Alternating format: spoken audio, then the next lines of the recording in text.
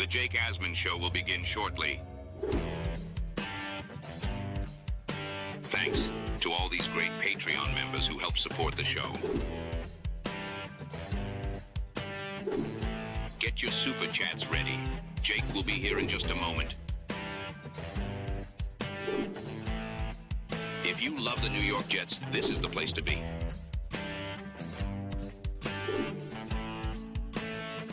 And now, the Jake Asman Show. A Jet win. What does it mean for the Jet future? Will Parkinson will join us, and we'll talk about that and much more. It's the Jake Asman Show. Let's hit it and get it started. Guys, we always say this, and it's always going to be pretty. I got one game ball. Let's keep it going next week. A new chapter for the Jets has started. Aaron Glenn and Darren Muji are tasked with shaping the future of this franchise. Will they be the ones to finally get it right? We will be here for every step of the journey on the Jake Asman Show, breaking down all the storylines, every game, and everything in between. Please subscribe and hit the like button below. Super Chats, baby. Cut the line. The Jake Asman Show starts right now. Here we go. Cyber Monday. How about a continuation of our Black Friday sale? JakeAsman.com/shop. From now till midnight, every item in the store is 30% off. So if you want in on some merch, this is the best day to do it. Thanks again to everyone who supports the channel, supports the merch, and everything that goes with the Asmaniac community. With that, let's say hello to a guy that I hung out with in person this past weekend. I saw him at UBS Arena where we watched Matthew Schaefer score a goal. He's our guy, Will Parkinson from Badlands and the TOJ podcast. What's up, Will? Appreciate you hopping on. And I'm glad that you were there yesterday to see a Jet win in person. That's what it's all about. Yeah, we talked at like 7:30 in the morning when you were hosting DPHR in Rothenburg. Then saw you again at UBS. You went to the Knicks game. I was at the Rangers game the next day, then in MetLife. So busy couple of days. A busy win for the Jets. A lot happened. Why don't we start with kind of just this? What did we learn? Like, if we think back to this game, what did we learn from that win yesterday? We learned that A.D. Mitchell's potential that everyone's seen is in there. And if he's put in the right position, we can see that. I think we learned A.D. Mitchell's talent. We got to see it. There was a lot of talk of like, and for myself included, hey, like people are going to love A.D. Mitchell. He's going to frustrate you, but like all this talent, I think we learned that. I think we learned, again, reinforced that Chris Banjo has been a really awesome hire, and that we forget, I think, because the Jets have been so bad on specials for a while. It feels like, I know they had the blip year where like they were fun from a punt. Like Morstead had a really good year like 3 years ago, or 2023, I think. But like, the Jets impact the games. They return a ton, and it feels like the Westhoff years where the Jets were good for like 2 or 3 returns a year, these big plays that change field position. So I think we continue to learn about special teams. We continue to learn about guys like A.D. Mitchell. I think that we continue to also learn the guys that have played themselves maybe off the 2026 roster.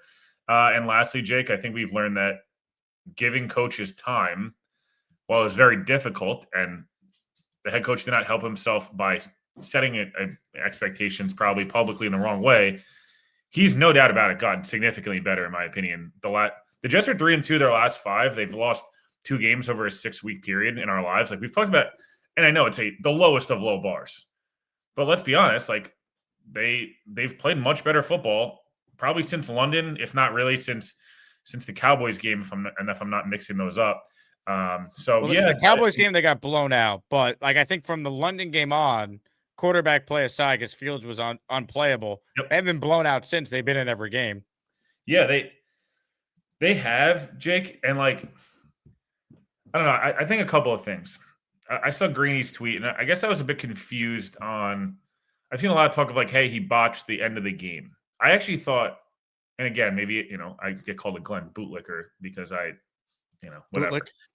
Bootlicker. Listen, it didn't end up going the right way. That was a lot on the officiating, by the way. I don't know if people realize this. If you were there, you could see it. Again, I'm not trying to be like a dick. Like, I don't know if it played on Swan TV. They didn't call it a first down right away. It was going to be 4th and 1, and Glenn banged the timeout there because it was like, we can't spike it. It's 4th and 1. And you couldn't afford to run another play at that time because you couldn't have gotten the field goal team on the right amount of time. You're talking about the completion to Mechie. Completion I mean, the Mitchell that would have moved the was literally like very much. They didn't call it a first down right away. Like Hockley walked over. Glenn's like, "Yo!" Like he banged the timeout, and you could see Glenn after they called the timeout. They probably went to commercial again. I didn't watch the TV copy, but you could see Glenn like, "Dude, do I get my timeout back?" Like you kind of just shafted me there. I don't know why I wouldn't have called a timeout. They were going to run it down to 2 seconds. So outside of that, I thought he did a really good job of, hey, the Jets went into a must-have 3 timeout situation with 3 timeouts at the end of the game to like give themselves a shot. I thought Glenn did a better job with challenges. I didn't disagree with going, again, live, I was like, go for 2 here when it was 24-23 after the Tyrod touchdown. You couldn't go for 2 there. Way too much time on the clock. The Falcons just would have needed a field goal. They could have tried to run down the clock at that point as opposed to like, it was a tie game, so they had to go. So, I would say like, I don't know. I come away with Glenn's got these like NPCs playing really like some guys playing hard. And I don't know. My brother said it yesterday, and I don't know if there's probably some Mets fans like they kind of feel like the replacement Mets, like there's like the replacement Jets kind of factor. It's like, who the hell is Jocelyn Taylor and why is he horrendous? But like, how is this guy even playing in an NFL game, let alone starting yesterday? I'm like, hey, they still won a game. So yeah, long answer, but that's kind of what I took away yesterday. Some of the young guys, and most importantly, also Jake, I don't know if you feel it this way, and I'm sure you covered this. I feel like Glenn clearly sat Breece down post deadline and was like, I don't care what happened the last 10 weeks, 6 weeks, whatever. You're one of our guys. I need you to be a leader. I need you to buy into my stuff. Because Breece is out here quote tweeting guys about Glenn's message, like very different Breece than we saw 4 or 5 weeks ago. The play's been better too. The grinded out yards that he's now getting. And even yesterday it was a workman-like game for him, but I thought he played well and he needs to be brought back. I mean, if you talk about Breece Hall and some of the priorities for the Jets going into the next offseason, we know quarterback is the biggest. I think Breece is one of their bigger ones because I don't want to make the Sam Darnold mistake all over again. If anything, let's have too many good football players and not enough good football players so we can help our young quarterback, whoever it might be, which is a huge debate and will change a million times from now to late April when this draft actually is. But he needs to be brought back. And I do think, to your point, we have seen an improvement from Glenn for sure. Now, the bar was low and they were 0-7. And I was the goddamn floor, Jake. Yeah, I mean, I was getting calls from people legitimately betting on them going 0-17, which I never thought was possible. So we've come a long way from that. But I guess the tricky thing is always the conversation of like, do you want to win now or do you want to lose to get the better draft pick? But people can't have it both ways. You can't criticize the Jets for losing. Say you want improvement, but don't want wins because naturally with improvement comes wins. So I've been someone who's wanted to see improvement. So I'll deal with the wins when there's still 5 games to go. When we talk about, week 18 against the Bills, and if the Jets lose that game, they'll pick 4th instead of picking 7th. All right, I'll root for a loss in that game in all likelihood. You know what I mean? Like, to me, like there's got to be some nuance to the conversation, but you can't say, oh, Glenn's terrible, Wilkes, Angstrand, the players, they all suck, and then they win, and you're like, what are you doing? Like, if you want improvement, you're getting improvement. Naturally, the wins are going to come at the same time when that happens. Yeah, I've said it. I think I said it on your show last week. I definitely said it on the radio. Like, isn't the easiest way to operate this, Jake? You root for wins, and if they lose, you easily cope with the draft pick. Rooting for losses, you're like double screwing yourself because they win, and now it's like you're rooting against your team and you can't even enjoy when a good moment happens. Then they lose, and you're like, okay, cool, we get the draft pick, but is our regime awful? Do we gonna like the most important thing I thought for the Jets leaving this season, and I said it on your show back in February. I'm positive. You can go back and listen at the combine when we sat down when they first hired Glenn. I said, amongst anything else, you want to leave 2025 saying, do we have the coach? Do we have the GM? And do we have a young core we can build with? They clearly said Sauce isn't a part of this young core. It's too good of a trade to turn down. Guys like Quentin Williams and Michael Carter, hey, they're probably not going to be at the scheme fit and the right guys for us going forward. Great guys. We love them, but different players, obviously. But hey, they're probably best off elsewhere because by the time we're good, they're going to probably be phased out of, their prime or, just those type of situations. Or it's, hey, we brought in these young defensive, we got in these veteran guys like Nandi, who stinks on the Chiefs, and these other guys where it's like, hey, those signings didn't work. Let's pivot to younger players. I just feel like have they gotten every draft pick right? No. No one gets every draft pick right. Have they gotten every signing right? No. It's funny, Jake, they've hit on all the low risk ones, and Stevens, I think, has been a hit. They obviously missed mightily on Fields, and Sherwood might be even bigger miss than Fields. Cisco was bad, but it's a 1-year deal. Yeah, Cisco is just whatever, at least because it was just a 1-year deal, and that's fine. You usually have to maybe overpay a little bit.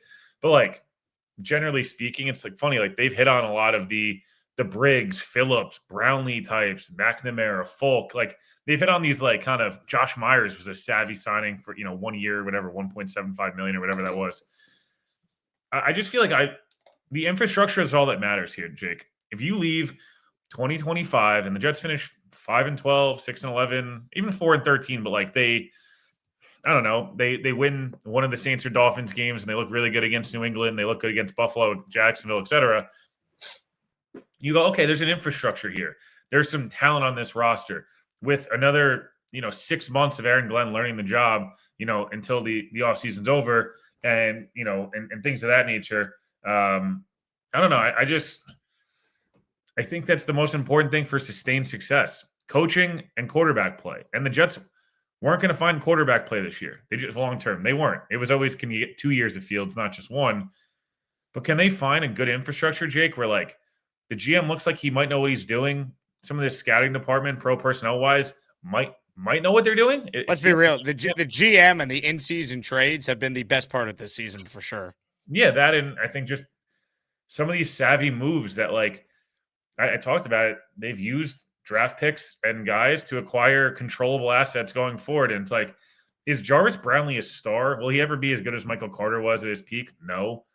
But, like, can he be a serviceable nickel corner that's a tough guy that is going to make $850K next year? Like, you know what I mean? Versus paying $11 million to a nickel corner that you could go spend that money on, I don't know, that plus more money on Tyler Linderbaum or whatever it may be. So, yeah, Jake, I'm not saying Glenn's perfect yet. There's still things that need to be continued to be like, kind of, I don't know, like just like tightened up a little bit. And there's definitely still some of the penalties. It's not as much as it used to be. McCrary Ball is like fun player, in terms of like his energy and stuff. 2 extremely stupid penalties. I don't care if like it's funny. He's like played in 4 games this year, and he's got, including the preseason, he's got like 3 personal fouls. Like at some point, and he was a captain. We need better leadership on this team. Kirk Ruff in the passer was as dumb as it gets. He abandoned his man who gained 50 yards, tried to spear Kirk Cousins, who didn't even fall down. McCrary Ball fell down. I was like, dude, buddy, calm down. So, long story short, Jake, I'm not saying Glenn's perfect yet, but I feel a heck of a lot better. I feel more about what I thought preseason with Glenn than I did, maybe 6-7 weeks ago. I feel better about Glenn now than I certainly did when they're 0-3 and he has the audacity to say this is not the same old Jets, and then they lose 4 more in a row after that and they're 0-7. So I think there's reasons to be encouraged. And again, people, the coach is just as important as the quarterback, and there's no guarantee you could get the quarterback correct, even if you had the number 1 pick in the draft. So I rather them win these games now and look competently doing it. Like if they lost like 13-10 yesterday, Will, and it was all just bad all around, then that'd be different. But I can't get upset if they're winning because A.D. Mitchell, who was a throw-in in the Sauce deal, is potentially their future number 2 wide receiver with how well he has played and what he did yet. You know what I mean? Like there's different types of wins. A win like that yesterday, I don't understand being that upset. Now, if they lost, would I be furious? No, but that's kind of like my approach. Like how we root has no impact. Let's see where they end up, and we'll evaluate what the moves are from that point going forward. Yeah, I just think it's easy. Like it's different if this was year 2 or year 3 of the regime, Jake, where we thought this staff had no chance to ever figure it out. And with Gase, like I heard some of the arguments being made. I'm not sure what show was on, this morning, but hey, like under Gase, they won some games at the end of the year. That was my show this morning. Yeah. Someone commented that. They and I was like 7 and finished 6-2. And I would agree that yes, not all, but all wins are not the same. And a lot of those wins, it was guys we knew weren't going to be here long term. Like the only reason to be excited was Sam. And there was very much reason to be excited. It would have carried over into the next year. The Jets did carry it over into the first week. Sam had mono and the season fell apart. Like, only the Jets. You know Sam had mono and the season fell apart. Like, you know what I'm saying, though? Like, they started out, they were winning 16-0. CJ Mosley was the best player I've ever seen. Like, the momentum quite literally did carry over. And then CJ Mosley and Sam Darnold died halfway into that Bills game, and that era was over. Like, I don't think that's necessarily fair. And again, those games they were beating, like, it was a different situation. And again, I'm not saying beating Joe Flacco, Kirk Cousins, and Dylan Gabriel is going to put you in the Hall of Fame. I'm not. But they looked really good in a lot of ways against the Ravens, who, again, I'm not saying they're great either, but, like, it's still Lamar Jackson on the road. Hey, no one's great this year. That's the beauty of it. That's the thing. No one's very good. Everyone stinks. Like, it's just different, man. I just don't – this doesn't feel like a regime that's, like, holding on for dear life with, you know, with the only guys making impact plays being bad. It's like there's – I don't know. It feels different to me. Like, it feels like a lot of young players, a lot of guys that are like Glenn Glue guys that could be on the team next year. There's a lot of controllable assets, all these picks, all this money. Like, I don't know. It's not a reason to be excited. They're 3-9, but it's at least a reason to not be like down bad. You know, like, Jake, what's more likely if I told you right now? They would go 7-10 or they go 3-14. What's more likely? Good question. Tyrod plays the whole year. Yeah, that was going to be my follow-up. Am I guaranteed the health of Tyrod? You're guaranteed Tyrod plays every game. It's probably 7-10. Yeah. Based on how they played, it's probably 7-10, more likely than they finish with just 3 wins. And again, I picked them to beat Atlanta. I think they're going to win either Miami or they're going to beat New Orleans. So I still have them winning 4 games, which if that happens, guess what, Tank fans? You're still picking probably in the top 7 in that scenario with more picks than anyone to wheel and deal if that's the route you want to go down. Yeah. I think they probably finish 5-12 is where I'm going to say. I think they win 2 of the 3 games. Like, I think they win 1 division or maybe 1 or 2 division. It depends. Jake, how nice would it be in a lot of ways if you see all this improvement? Let's say the Jets finish 6-11. Let's meet in they beat New Orleans and Miami and they steal let's say they steal Buffalo the last week of the year. They get the karma revenge of 2015. They knock the Bills out of the playoffs. Are you not sitting there going, I don't know, man, they finished 6-4. They have all these assets, all these young guys. Glenn figured it out, and they just ended Buffalo's season. There's no way this is probably going to happen. I'm just saying, like, that's the type of stuff where momentum does carry over. And Glenn's talked a lot about that 2021 Lions season. You'd like to see if they finish strong here, Jake, 5 or 6 wins. They're not winning 7 games, but like maybe I don't know. It'd be cool, but whatever. They finished 5 games, but they finished 5-5. That's kind of what you were hoping to see from the 22 Lions, where it's like they drafted Sewell, they drafted some of these guys. The next year they drafted Hutchinson and and all these different guys. But point being, like, I don't know. It feels like it's starting to click. They're clearly a talent gap, right? I don't know. Like, Connor and Joe said this yesterday. I said shut Garrett down for the year. If he's fully healthy at the end of this week and they win against Miami, aren't you tempted to play him against Jacksonville and New Orleans? Aren't you at least tempted to say, hey, like, I want to see what it looks like? I don't think he's going to be fully healthy, though. I find that hard. No, that's though. I mean, if he's not 110%, there's no chance I'm playing him. I still wouldn't play him because, again, I already know where Garrett Wilson is. I like seeing A.D. Mitchell have to deal with number 1 corners. Who he's been running right by the way. He ran right by Terrell to draw a PI yesterday. He ran by Gonzalez the first week. He ran right by Marlon Humphrey one time last week. Like, the talent's there, man. I'm not saying I think he's a perfect number 3. Like, on a really good offense, he's probably he could be your number 2, but, like, dude, he's been running by guys. Like, he's always open. It's impressive. And Mechie's better than he played yesterday. He's not going to Canton, Jet fans, but he's better than yesterday. I mean, we were too crazy on Mechie. You're in a good spot. Like, you're in a great spot if John Mechie's your number 4. You know, like, it's the reality of it. Comments, questions, super chats. We'll cut the line before we get to Will Parkinson giving us his best McCrary ball. I'm having a seizure celebration. I want to remind people who missed the first show today that our prize at the end of this stream you're watching live is a signed helmet by Broadway Joe Namath. If you want to enter, send in a super chat that is $10 or higher. You'll get 2 raffle tickets. If you gift the membership, for every membership you gift, that's how many entries you get. And we have raffle 8:51 tomorrow morning on the show. So if you enter the raffle today for the Namath helmet, you automatically are entered in the weekly raffle for a chance to win a signed Darrelle Revis jersey, signed LaDainian Tomlinson Jets jersey, and a signed helmet by former All-Pro Jets linebacker C.J. Mosley. Tyrone gets it started with a $10 super chat. He is in the raffle for 2. I was hoping for them to lose for the draft pick, but I saw them play good and quickly wanted to win. A real fan doesn't want the team to lose. We want to win. It's just we want a quarterback. It's difficult. Go Jets. We all want the quarterback, but the idea that if they picked high, they automatically get a quarterback, that's the answer, is also not true. So, let's see where they end up. They have capital to move around if need be. And how many times do we say so-and-so's can't miss or the best, and it never pans out that way? So I just can't freak out on December 1st when, by the way, the Jets won't be the only team in the top 10 of Tankathon to win a game from now until January 4th when the regular season ends. Yeah, a couple of things. Jake, I don't know if you want to do this. We'll do a share your screen. Can you pull up the best, this conference standings while I talk about this? Yes. I want to do an exercise with you. I want to prove a point here. Sure. So you just want these standings for each conference? Just the standings for each conference. You got it. There's no proven. I don't think there's a proven fact that tanking is how you become good. Certain teams it works for sure. But just in general, if you got to draft the right guys, man. As we pull this up, all right, let's go through it, Jake. Let's see who sucked in order to get their quarterback. Denver, nope. Denver stood pat where they were. They picked 12th. They duped teams into thinking they were going to take other people like Michael Penix. They took Bo Nix. Whatever you think of Bo Nix, doesn't really matter. They were successful. Patriots, one example here that will work. They sucked. They got Drake May.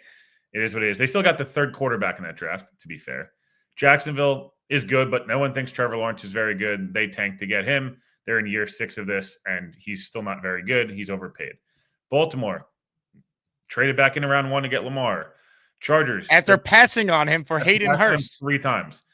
Cincinnati's the one example I've seen in the comments. I agree. We will get to them in a second. There's always one example, but it doesn't. Yep. Chargers stood pat, had a down year, and got it. Justin Herbert. We get that. But he was, again, pick 7, if I'm not mistaken. Colts signed Daniel Jones. They acquired a veteran. Buffalo Bills traded up twice when they had a successful season in the right infrastructure. They traded up for Josh Allen, not once from pick 21, then down, I think, to 13 or 14, then to 7. Houston Texans, they sucked. People in Texans want to move off CJ Stroud. Steelers, veteran. Chiefs, trade up. Dolphins sucked. Bengals sucked. Yeah, sure. But a lot of those teams, you have question marks about their quarterbacks. Jake, just go down the NFC because it's much more of a Bears. That was a great trade. They didn't try to suck. They literally got very lucky. The Panthers are an egregious mess. Rams, veteran trade. Eagles, second round pick. Bucks, free agent signing. Seahawks, free agent signing. Packers, trade up back into the end of round 1. Niners, round 7. Lions, trade. Dallas, 4th round pick. The entire NFC, which I think everyone thinks is better than the AFC, is all creative ways to get your quarterback. The reason I'd say all this, Jake, the Jets just picking 1-1 in a draft that no one loves all the quarterbacks, cool. But if you pick the wrong guy, it doesn't matter. It doesn't matter. You know what I mean? And just the end of the day, man, they need the right infrastructure, the right roster around whoever they're going to draft or they acquire. Why don't you do what you're paid to make millions of dollars to do and find a creative way to go get a quarterback? Is that a trade up in the draft, Jake? Is that standing put and actually reading the board correctly and finding your guy that you're dead set on? Is that trading for a veteran? Is that signing someone? Who knows? But at some point, it can't just be dummy proof that you have to pick 1-1 to get a quarterback. There's no evidence that works. Joe Burrow's the one evidence, and Andrew Luck's not really real evidence, by the way. I see that in the comment. Dude, Peyton Manning, his neck died, and he was in his prime, and they got luckier than any teams. They got the Cavaliers, LeBron leaves and got Kyrie Irving. That doesn't happen to anybody else. And also, Burrow, as great as he is, there's durability concerns with him. So there's no perfect prospect. Even when you hit, it still is going to take the rest of the team being good enough, the coach being good enough. Zach Taylor, I don't think is a great coach. Every time Burrow's out, they stink. So, it's a complicated solution but people don't want that. They want the easy fix, which is lose and get the best draft pick. But that doesn't mean anything if, again, you don't have the right coach for that quarterback. See Sam Darnold, who wasn't the first pick, but was the second quarterback taken in this class. Yeah, the Giants have a quarterback and nothing else, and they're not winning. They're 2-10. They're a great example. I'll give Michael. I think maybe it was Don said this last year, all year, and I know we love those guys. When they were the old K show, Don was like, I don't want to lose out. I don't want to tank because it means our coach sucks. He's like, how am I supposed to have any faith?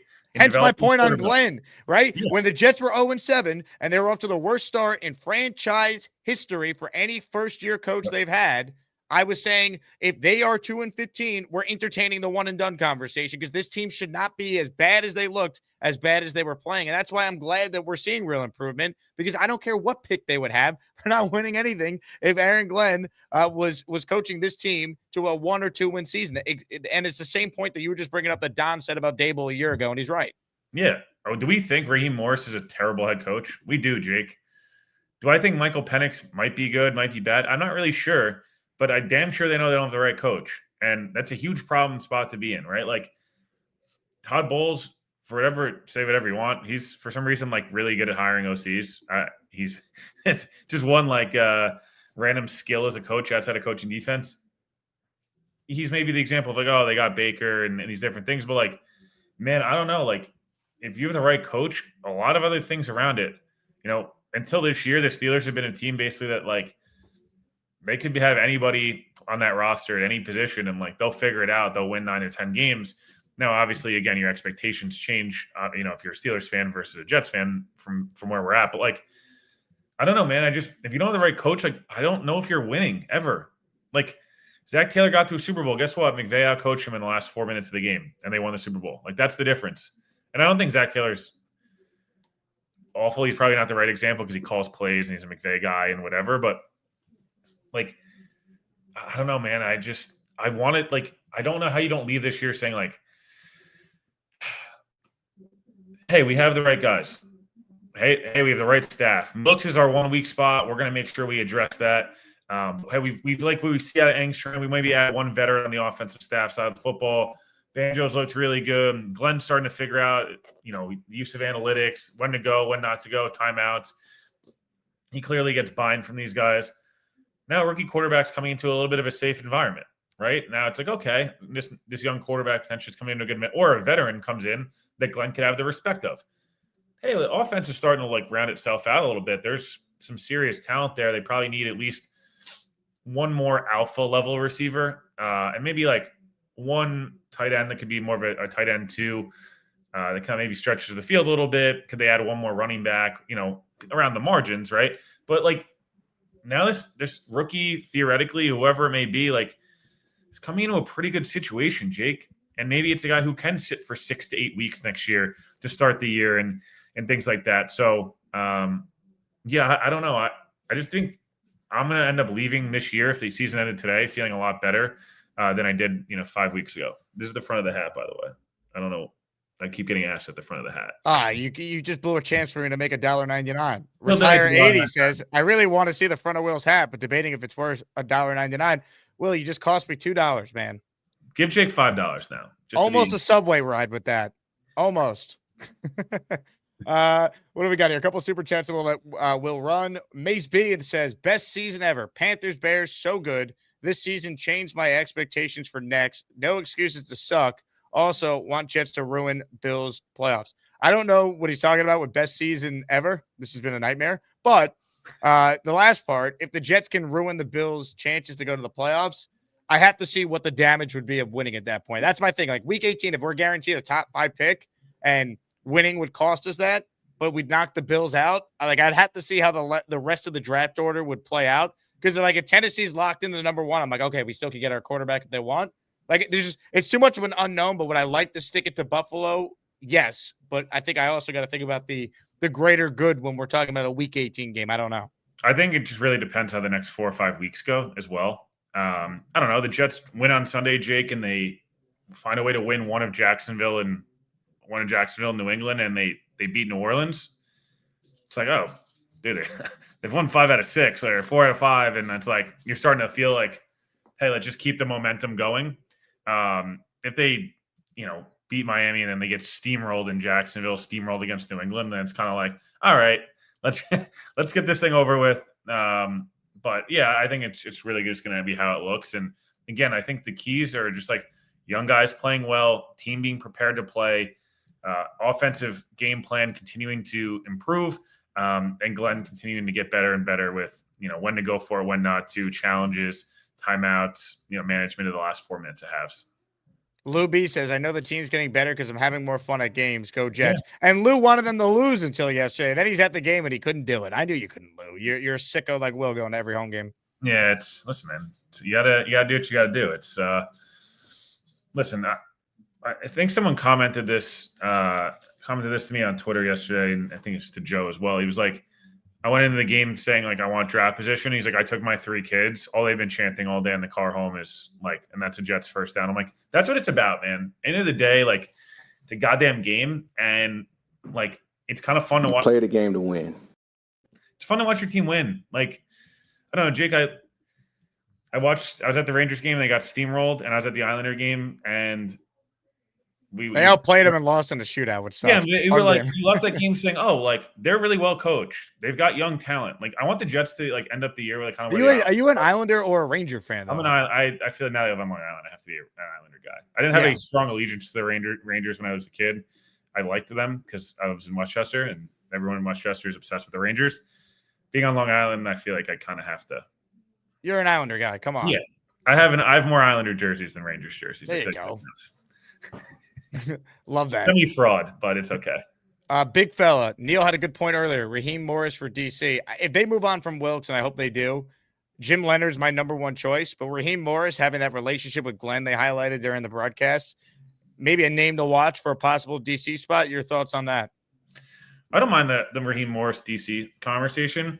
I might go back to the Rams though if Shula gets a job somewhere. I would a couple of names I would prefer. I would say if it's a veteran, I would say the Wink Martindale, Jim Schwartz. Oh, Jim Schwartz would be great. Schwartz would be awesome. Wink Martindale at Michigan has been fantastic as well. We've seen him have success, and I think Glenn would be able to Glenn's got a bigger ego in terms of he thinks he's right a lot, but I also think he gets along really well with his staff and like empowers them, unlike what Brian Daboll did. If we're going new guys, couple of names, former players. Jim Leonard, I think, is the mea culpa. Like, if the Jets find a way to get him, I think we'll be talking at this staff. It's like, holy shit. The other 2 names, one is way more likely than the other. Al Harris in Chicago. Go look at the Bears, like DBs, and how many interceptions these guys catch. They lead the NFL in turnovers. It's unbelievable. And I don't know if you're aware of this, but the Jets, they don't have an interception all season. I had no idea, Jake. It's not mentioned by Al Michaels, even when the Jets aren't playing. The one name that I thought about this weekend that there's no chance happens, like Bill Belichick. Jason Taylor. Oh, okay. He's a assistant DC, and he's a D-line coach at Miami for the last 3 years.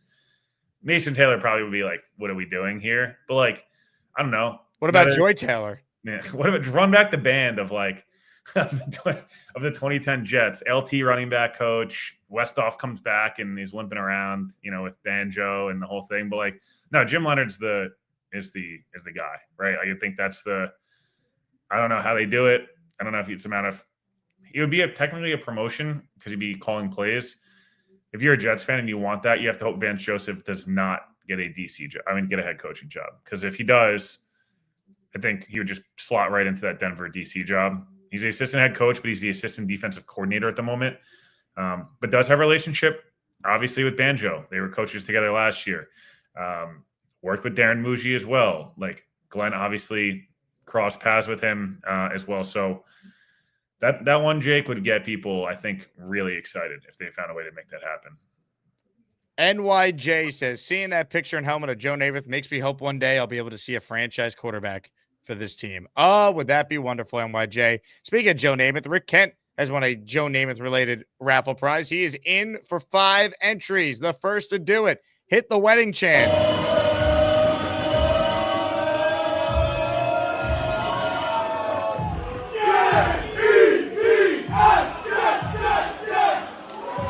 So, Will, that video was at the Matt O'Leary Wedding of Champions on Long Island 2 weeks ago. You're a married man. How many Jet chants were at your wedding? during my best man speech, there was a extremely loud Jets chant that got going, which was fantastic. There was a couple, but that one was was nuts. It like echoed in the room. It's great when it's inside too. It sounds like twice as loud, even if it's like 20 people doing it. It was that was cool. It was pretty awesome. Love it. TOJ pod. What can we expect this week, Will? Be doing a pod as soon as we're done. As soon as we're done here.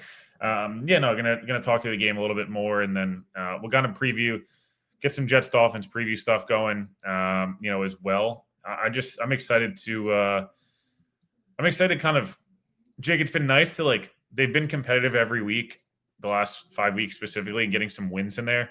It's been nice to kind of, I don't know if you feel like this, but it's like kind of, we can talk about different things as opposed to just like firing everybody.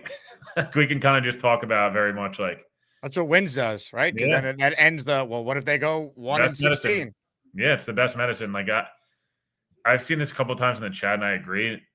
I really want the Jets to draft offense, sign defense. Like I feel really, really strongly about this. I would try to fix linebacker through free agency and trade. I would try to fix safety as well. Like, why don't the Jets go trade for Brian Branch? Lions can't pay everybody. Glenn developed them. They're already paying Kirby Joseph. They're paying 800 other guys. Like, I don't know. The Lions, why would the Lions move them? But just get, you know what I mean? Like, go get creative. Find a way to plug a hole at safety that way. Go find a way to get Leo Chenal out of Kansas City, who's going to be a free agent. Go sign Travis Jones to play next to Briggs and Phillips. And it's like, defensive tackle is a strength of ours. Like, I wouldn't overpay Anzalone, but if he's 2 for 14, maybe you do it. Lions have, again, they've already paid Sewell, Amon-Ra. They're going to have to pay Gibbs a mega contract. They're paying Goff. They paid Amon-Ra. They paid Kirby Joseph. They paid Hutchinson. Paid a lot of guys, Jake. And again, that Gibbs deal is going to cost them. They have to pay Laporta. They got to pay Campbell. That Gibbs deal is going to be $16, $17, $18 million a year at least. There's a lot of exciting. I don't know. They got to get creative. I got to keep saying it. Like, no, do they trade up twice, Jake, to go get their quarterback? Like, what if Mendoza sucks this weekend? Does he not go 1-1? You know what I mean? Like, there's a lot. And then all of a sudden he starts dropping, and then it's like, great. Well, we have the Colts pick that we could take.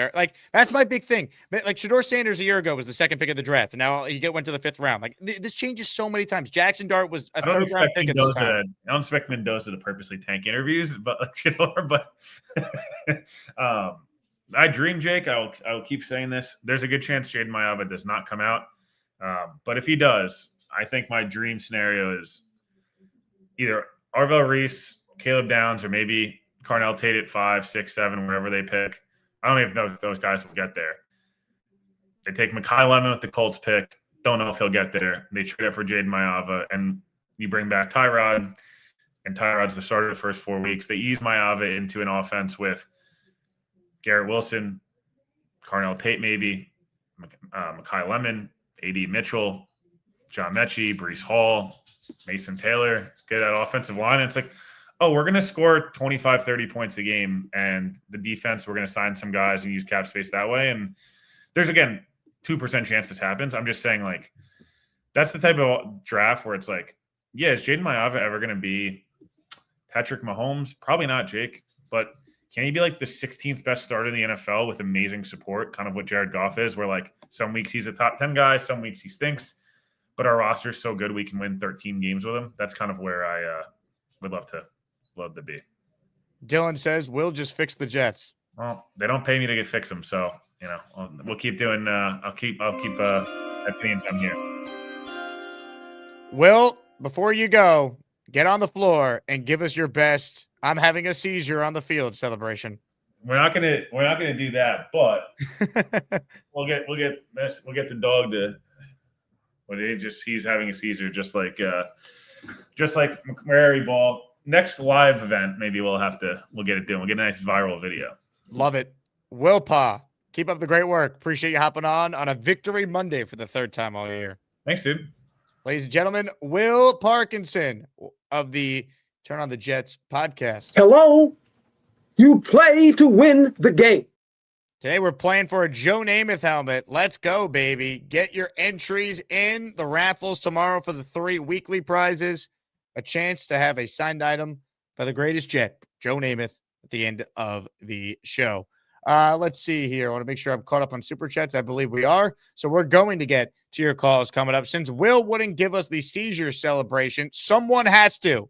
Good thing I know just the guy. You betrayed the Jet fandom and left the fan base. You can't tell me how to be a fan. Now, Peter Castro says Charles is a bit of a cross-dresser. Is this true? No, I'm not a cross-dresser. Jetpack says, get this weirdo Colts fan off my screen. Bad Juju Gorman. And now Sauce is hurt. I think you're responsible. The stupid worm dance by McCreary Ball was complete garbage. Any chance we could get you to reenact that? No, I'm not doing that, Jake. I think that would win people over, though, Charles. If you want to get the doing it, Jake, and that's final. I think it's a pretty easy dance to do, right? You literally just get on the ground and you kind of do like a worm-like thing. Tell Charles in the chat that you will accept his apology Jake, if don't Gorman do this gives crap. Charles. I'm trying to help you. This is your opportunity to win those people over. Give us the seizure celebration. Turn this into yours. Don't rip ass. Ladies and gentlemen, Gorman doing the seizure celebration. Here it is on the screen, folks. This is what Charles Gorman is reenacting right now. He wants your support. Give us the seizure. I'm reading the comments. They're all positive. Common Country, I forgive them. Party with Peg and Artie. Charles, you're a great man. Good guy, Greg. What a trooper. Oscar, sorry, Charles. We're glad to have you back. Can I stop now? Keep going. You're winning people over. Gary King, Charles is the best. Mike Perez, first time you cleaned your floor. Great point. 305, Charles, your neck beard has reached legendary status. You use more of your arms. He does like some like arm flapping in his. Ladies and gentlemen, that is a man that has earned your support. I mean, what more do you need than Charles Gorman? Hey, what's up? That's what's up, baby. More of your calls. And by more, I mean, let's get to your calls because we haven't taken any yet. First up today is a guy that I believe this audience respects. I believe he's earned his stripes by calling in copious amounts of times. Ladies and gentlemen, we say hello first up to, let me punch up his intro, this guy. Purple belt Mike, he loves the dark night. He's got a green pool and he jumps right in. Maybe someday he'll get a brown belt, but for now he's just that purple belt Mike. Purple belt Mike, it might be purple, but he can still kick your dirty ass. Yeah, I wanted to talk to Will because I disagree with some things that he said. Such as? So, getting the number 1 pick guarantees you that you're going to get your guy. There's no guarantee if you pick 7 that you can get your guy because if people ahead of you want a quarterback, just like how the Giants wanted Drake May, they're not going to do it because the Patriots drafted a quarterback. But here's the thing. There's The no Giants could have guarantee. taken Bo Nix. They didn't. Because they didn't like him. Yeah, but I'm saying, if there's 3 guys, let's just say, like, right, for argument's sake, let's say there's 3 guys and they go 2, 1, 2, and 5, and we pick 7. Well, then we're out. That's the whole reason why, tanking doesn't always work. Nothing always works in life. But if you don't have the right head coach, it doesn't matter either. So Will's point Correct. is there's value in these wins here because, like, even if they had Fernando Mendoza, if he's your guy, if Aaron Glenn was a 2-15 coach in his first year, you wouldn't be feeling good about his chances of being the long-term answer for this team anyway, and that quarterback having a chance to be successful in the first place. There's an argument for everything. He can go 2-15 or 1-15 or whatever, and then be Jimmy Johnson or Bill Parcells. Like, there's all different ways. But what do you want the Jets to do, though, Mike? Like, they're not going to lose on purpose. It doesn't happen. Yeah, the team is not going to lose on purpose. I just didn't want them to what happened to the Giants when they really wanted Drake May and they couldn't get it because teams are in front of them. Well, that was a quarterback class where you had 5 guys going in the top 15 picks. We don't even know if there's going to be 2 guys going in the top 10 necessarily yet. And that's my whole point is getting the best pick helps you. That's why like there's not a plethora of guys. If there was like the 2020 winning helps class, you too, though. That's the point. I don't know. We beat backup quarterbacks. Like I want to like calm down with like the wins. Like we did beat backup quarterbacks each time. It's not the greatest thing in the world when we beat backup quarterbacks, but the in-game decisions. Do you think like the Glenn, Jets are improving? I do actually. So And like, I think there's value in that. Is the argument? I see your point. Look, I do if they think there's lost value in yesterday, that I wouldn't too. be that mad. But if they're improving, there's value in that to me. That's where I'm at. And this is the thing where I'm at. I can never root for the Dolphins, the Patriots, or the Bills to beat the Jets. So this week, all in beating the Dolphins because I can't have TD saying his bullshit and everything else. I mean, we effectively will end the season for the Dolphins if we win, which I would like. So I hear, it's hard being a fan because you want the end of the day to have the best pick, to have the best chance to get the player you want, and at the same time, you don't want to lose. It's kind of like a double-edged sword when you think about it, because no Jet fan is gonna root for Miami this week. 0% chance. Just like the Patriots, 0% chance they're gonna root for that to happen. But Mike, But also, on how do you draft day, how do you know one of these quarterbacks won't slide to the Jets and they don't think about anything? You just you don't don't know. know- So you don't why know. not root for wins and you deal with the circumstances when it plays itself out? If we get to late April and the Jets can't get any quarterbacks because they won these games, we can be mad about it then. But in the now, like, there's no point in making yourself go crazy over rooting for losses for a better draft pick. They were never one of the worst teams in the NFL going into the year. That's why when people were like, oh, lose, it's like they're playing a lot better because there's also some good players on this team that are developing, and that's important. They should really be like 5-7 at least. They should And be fighting 5-7. chance. Like They were poorly or coached. 6-6, Historically, like they had historically bad coaching and quarterback play for a lot of games this year. The coaching is dramatically improved, and Tyrod's a professional for as long as he's out there. if we had Tyrod the first 7 games, there's no way we're 0-7. Now At they worst, there's 2 wins there. if Probably you 3 guaranteed me health for Tyrod for every game this year, they're probably closer to a 4 or 5 win team right now than they are a 3. Yeah, for sure.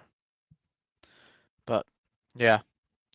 And the other thing I disagree with Will said, he said it doesn't really matter if you miss on the pick with the quarterback. That's one thing that he said, and I couldn't believe he said that. Like, we're Jet fans, missing on the quarterback and then trying to do something else, like missing on Zach Wilson and getting Aaron Rodgers didn't work for us. So it does matter if you miss on the quarterback. So that's where I disagree with him on that. We have to get it right. We have to get the quarterback right, regardless if it's a trade, if we draft a guy or whatever. But we have to get the quarterback right. Can't miss on the quarterback. Wait, Will's point was nothing matters if you miss on the quarterback. Isn't that what you're saying? Oh, okay. I thought he said if you miss on the quarterback, it doesn't matter. So I misunderstood. No, he's saying exactly what you're saying. Of course it Okay. matters. Yeah. Okay. All right.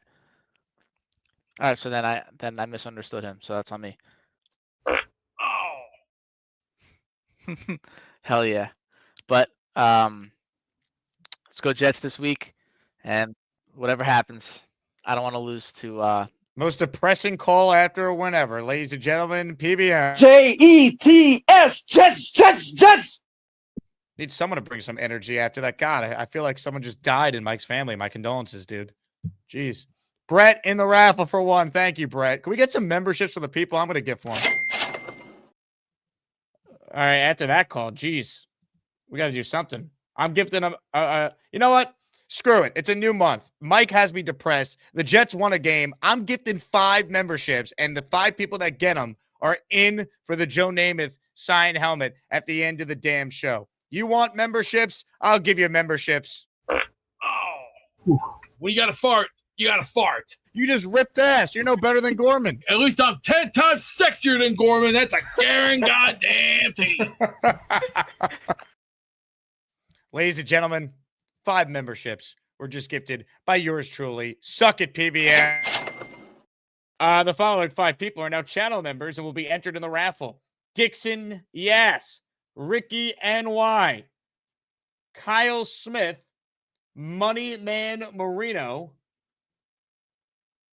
PBM Suicide Watch and Wrong Verb. All are now channel members. Congratulations. You're also all in the raffle. Some good Asmaniacs there. Good group. Love it. Matt L is in the raffle. He gifted 5 more memberships. Let's go, people.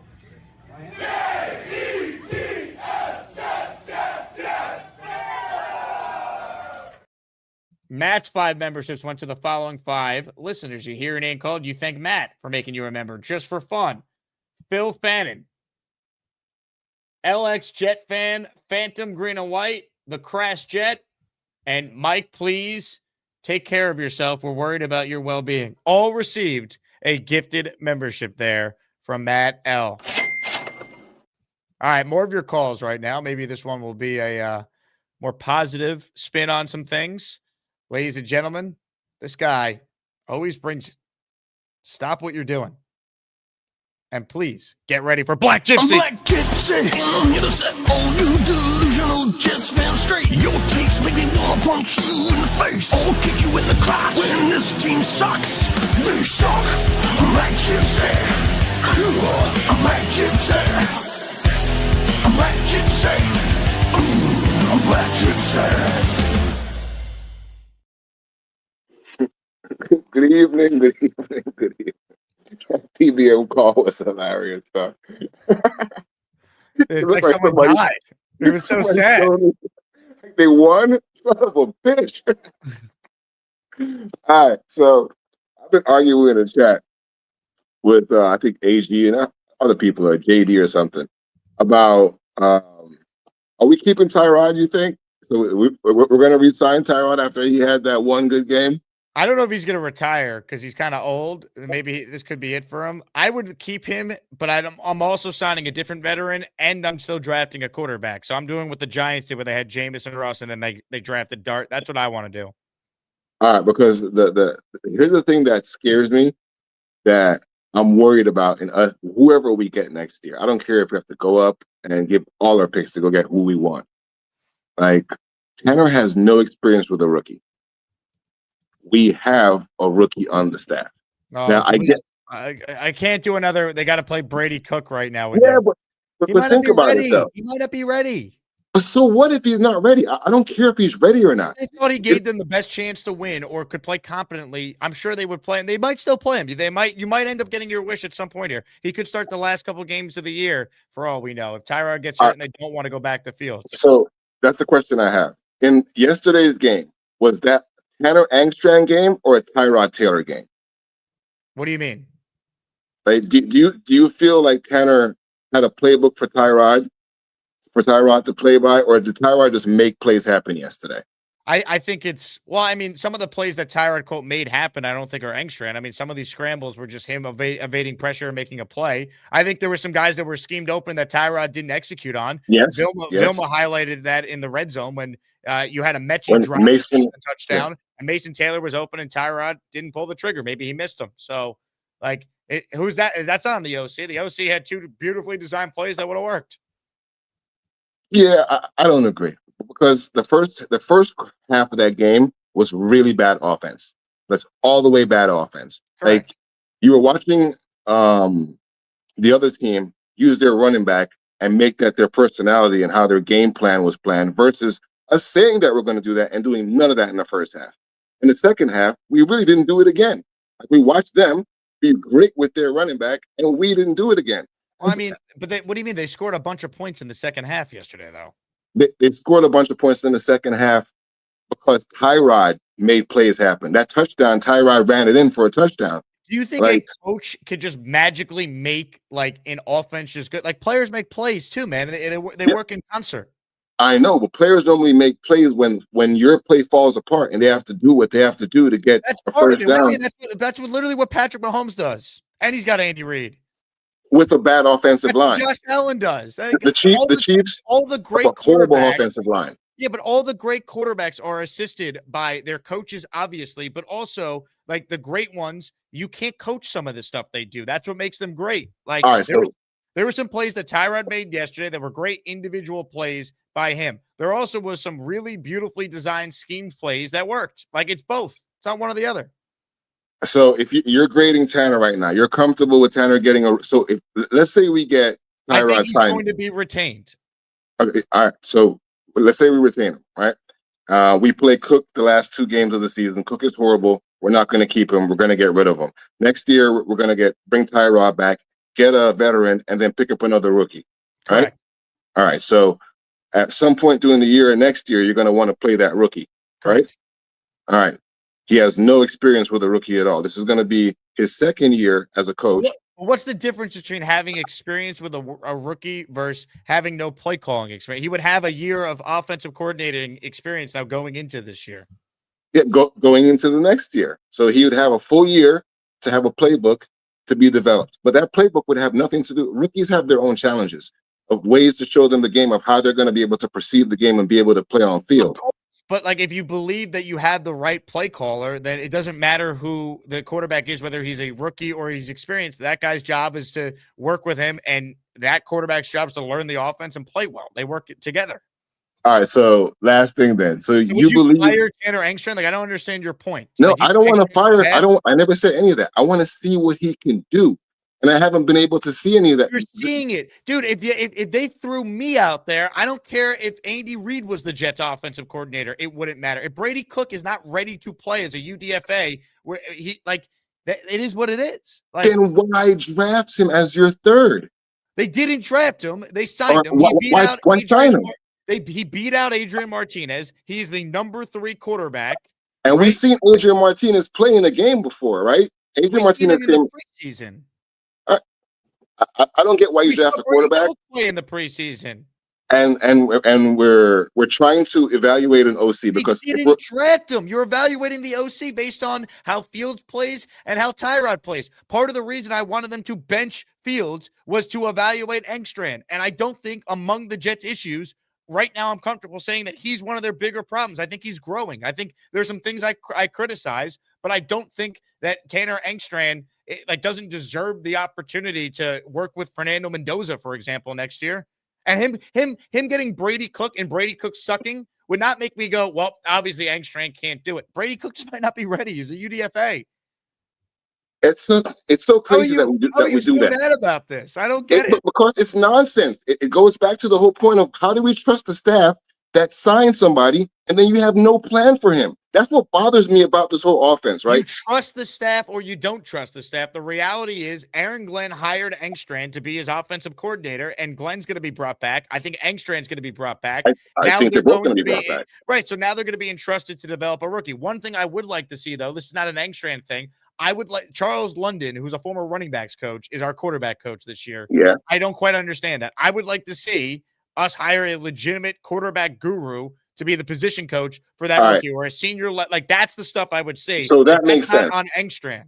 I didn't think about that. I didn't think about the running back coach being the QB coach. Maybe that's the reason why they haven't developed any of the quarterbacks to be ready to play that they have this season, because Fields wasn't ready to play. Apparently, Cook's not ready to play. Fields is not very good. Now, am I concerned that Fields was especially bad? Yes, but I just think we have to just flush the Fields thing and understand that it didn't work, and let's hope they learn from whatever their process was that landed them on Fields, and they have a better process when deciding on a quarterback. See, all right, everything that you're saying is factual. All right? The only thing that I'm saying is, from week to week, we keep on hearing this thing about Brees. Brees is the thing that makes our offense go.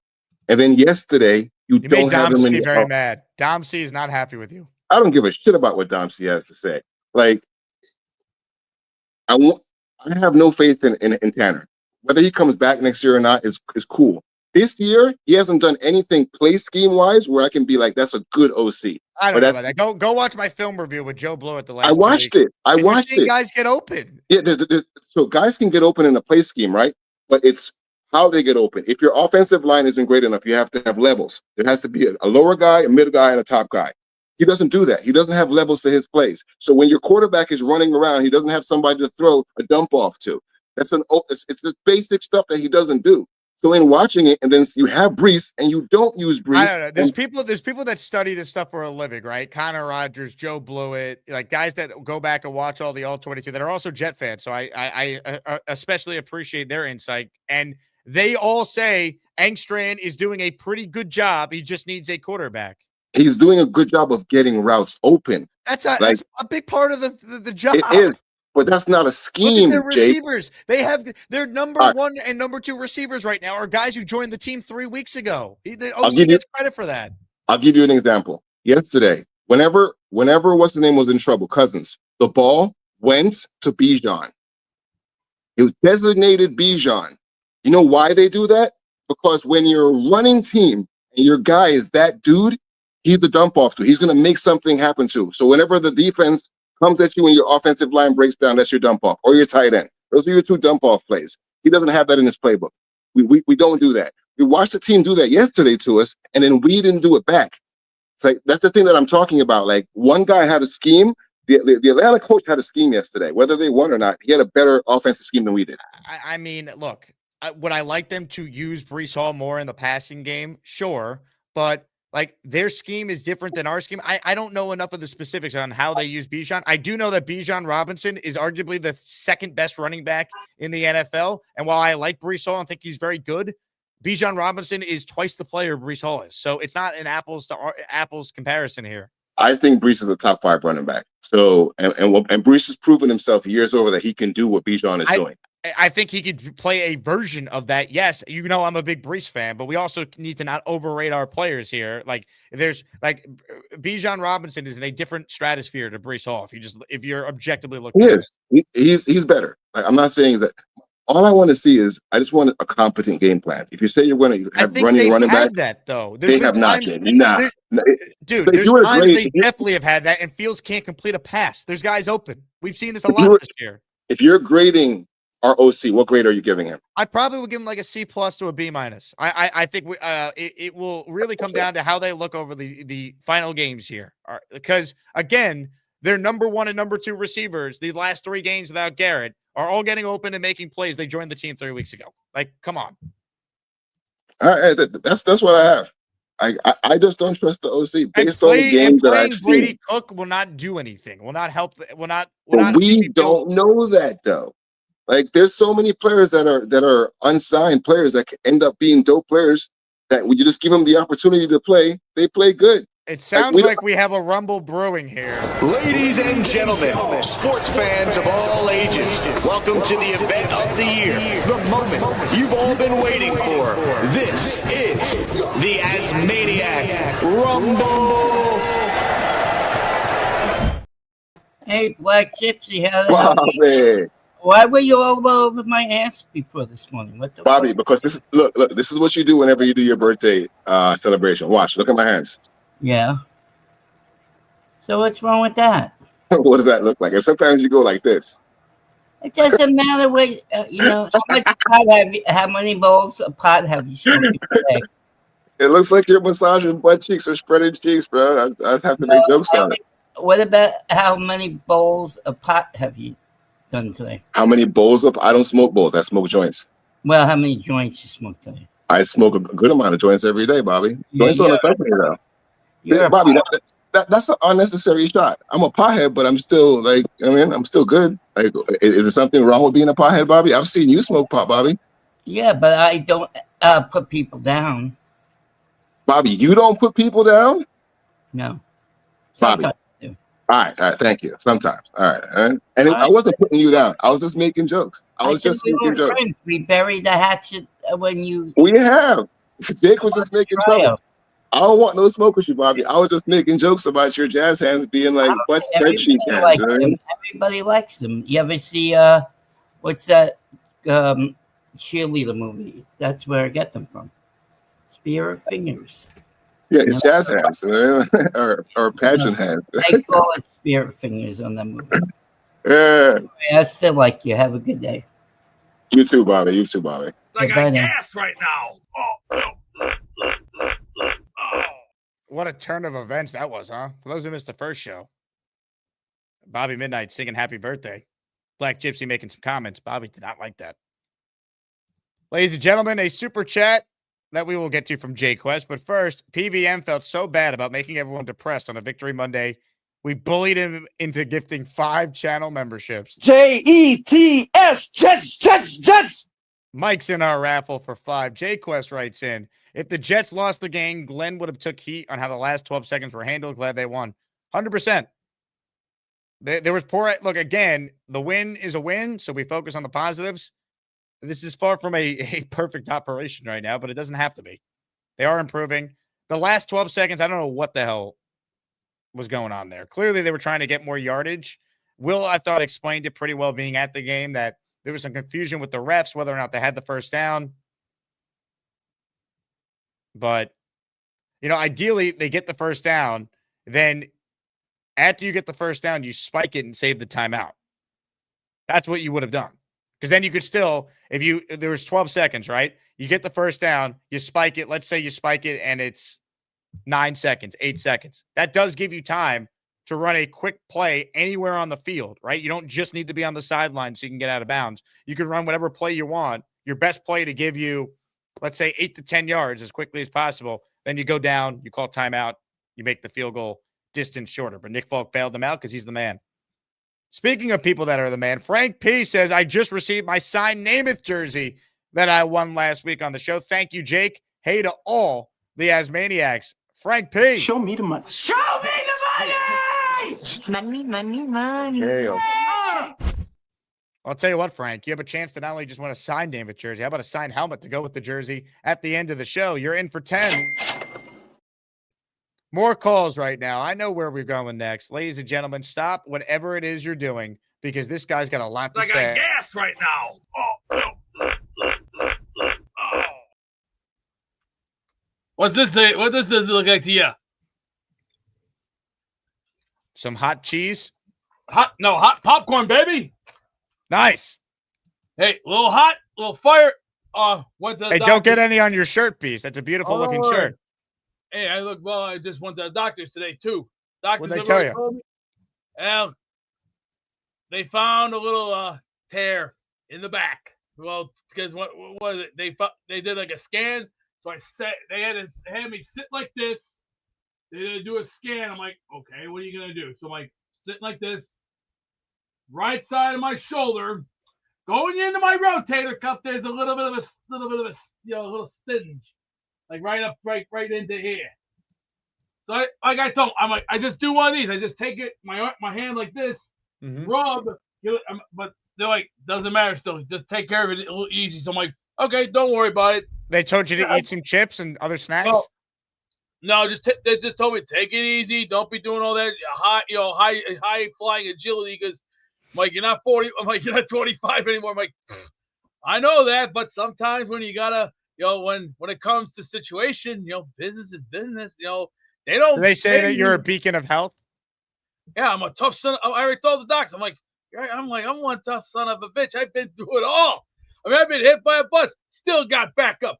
Ear infections, still got back up. Wait a second. Hold on. Slow down. Let's address each thing. You've been hit by a bus. Let's start there. 16. But I still got up and I cussed the guy out. What type of bus? Like a coach bus? A school bus? CTA bus. That was short a long bus? time ago. No, a CTA bus. What's a CTA bus? That public transit. But the guy was an asshole, so yeah, I already took care of it. Don't worry about it. So what happened after he hit you? Oh, I bitched him out and just and got physical. So I don't want to talk about it. You beat up the bus driver? No, I bitched him out. You said you got physical though. Yeah, well, I got physical and I had to bitch him out. So, but I don't want to talk about that. I want to talk about that.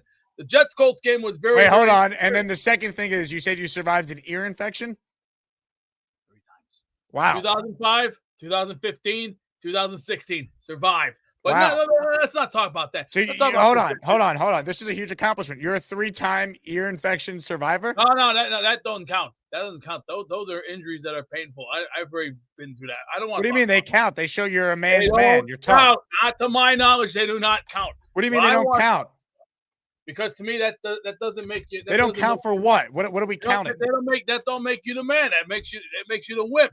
But don't worry about that. That's in the past now. That's the past. This is the future. The future is I like what I see with direction. I like what we're doing with our boys. I like this new kid that we got from the Colts. Mike Perez says, I heard Nike does a beast uniform now. New V-neck collar, sweet. I don't like Nike. What did I tell y'all? I'm an Adidas guy. Oh, I like Adidas. It's way better. It's way more hip, and it has more groove. Plus, I got a pair of Adidas. I got those white ones. I still got. Hey, Peter Pins didn't see the game. He wants to know who caught the deep ball from Tyrod in the end zone. You should know by now. Marshall was the guy. That new guy that we got from the Colts. Brandon Marshall, number 15. Not Brandon Marshall, the other guy. I go out today. I also, after my doctors, went over to Menards, went to Food for Less, picked up a bunch of beef. Yep, I got lucky with beef, all right. Yeah, I got them nice. Hey, who caught the touchdown, though? Peter wants to know. Yep. It's not Marshall. Who caught the touchdown? It was the new guy, I think it was ADDI, the guy that we got for Sauce. Yeah, AIDS Mitchell. Yeah, Mitchell. Mitchell was the guy, and I like the kid. The kid's got the ability. He's gonna be a great star to this team, and I'll tell you, in the next 3. I'm the global beast. I'm gonna save the universe for Great call, Beast. Well said. We'll talk more about you being a 3-time ear infection survivor. Looking forward to finding out more. More of your calls. We got a who's who of people on the line, so let's keep it rolling. Weed, this is for you.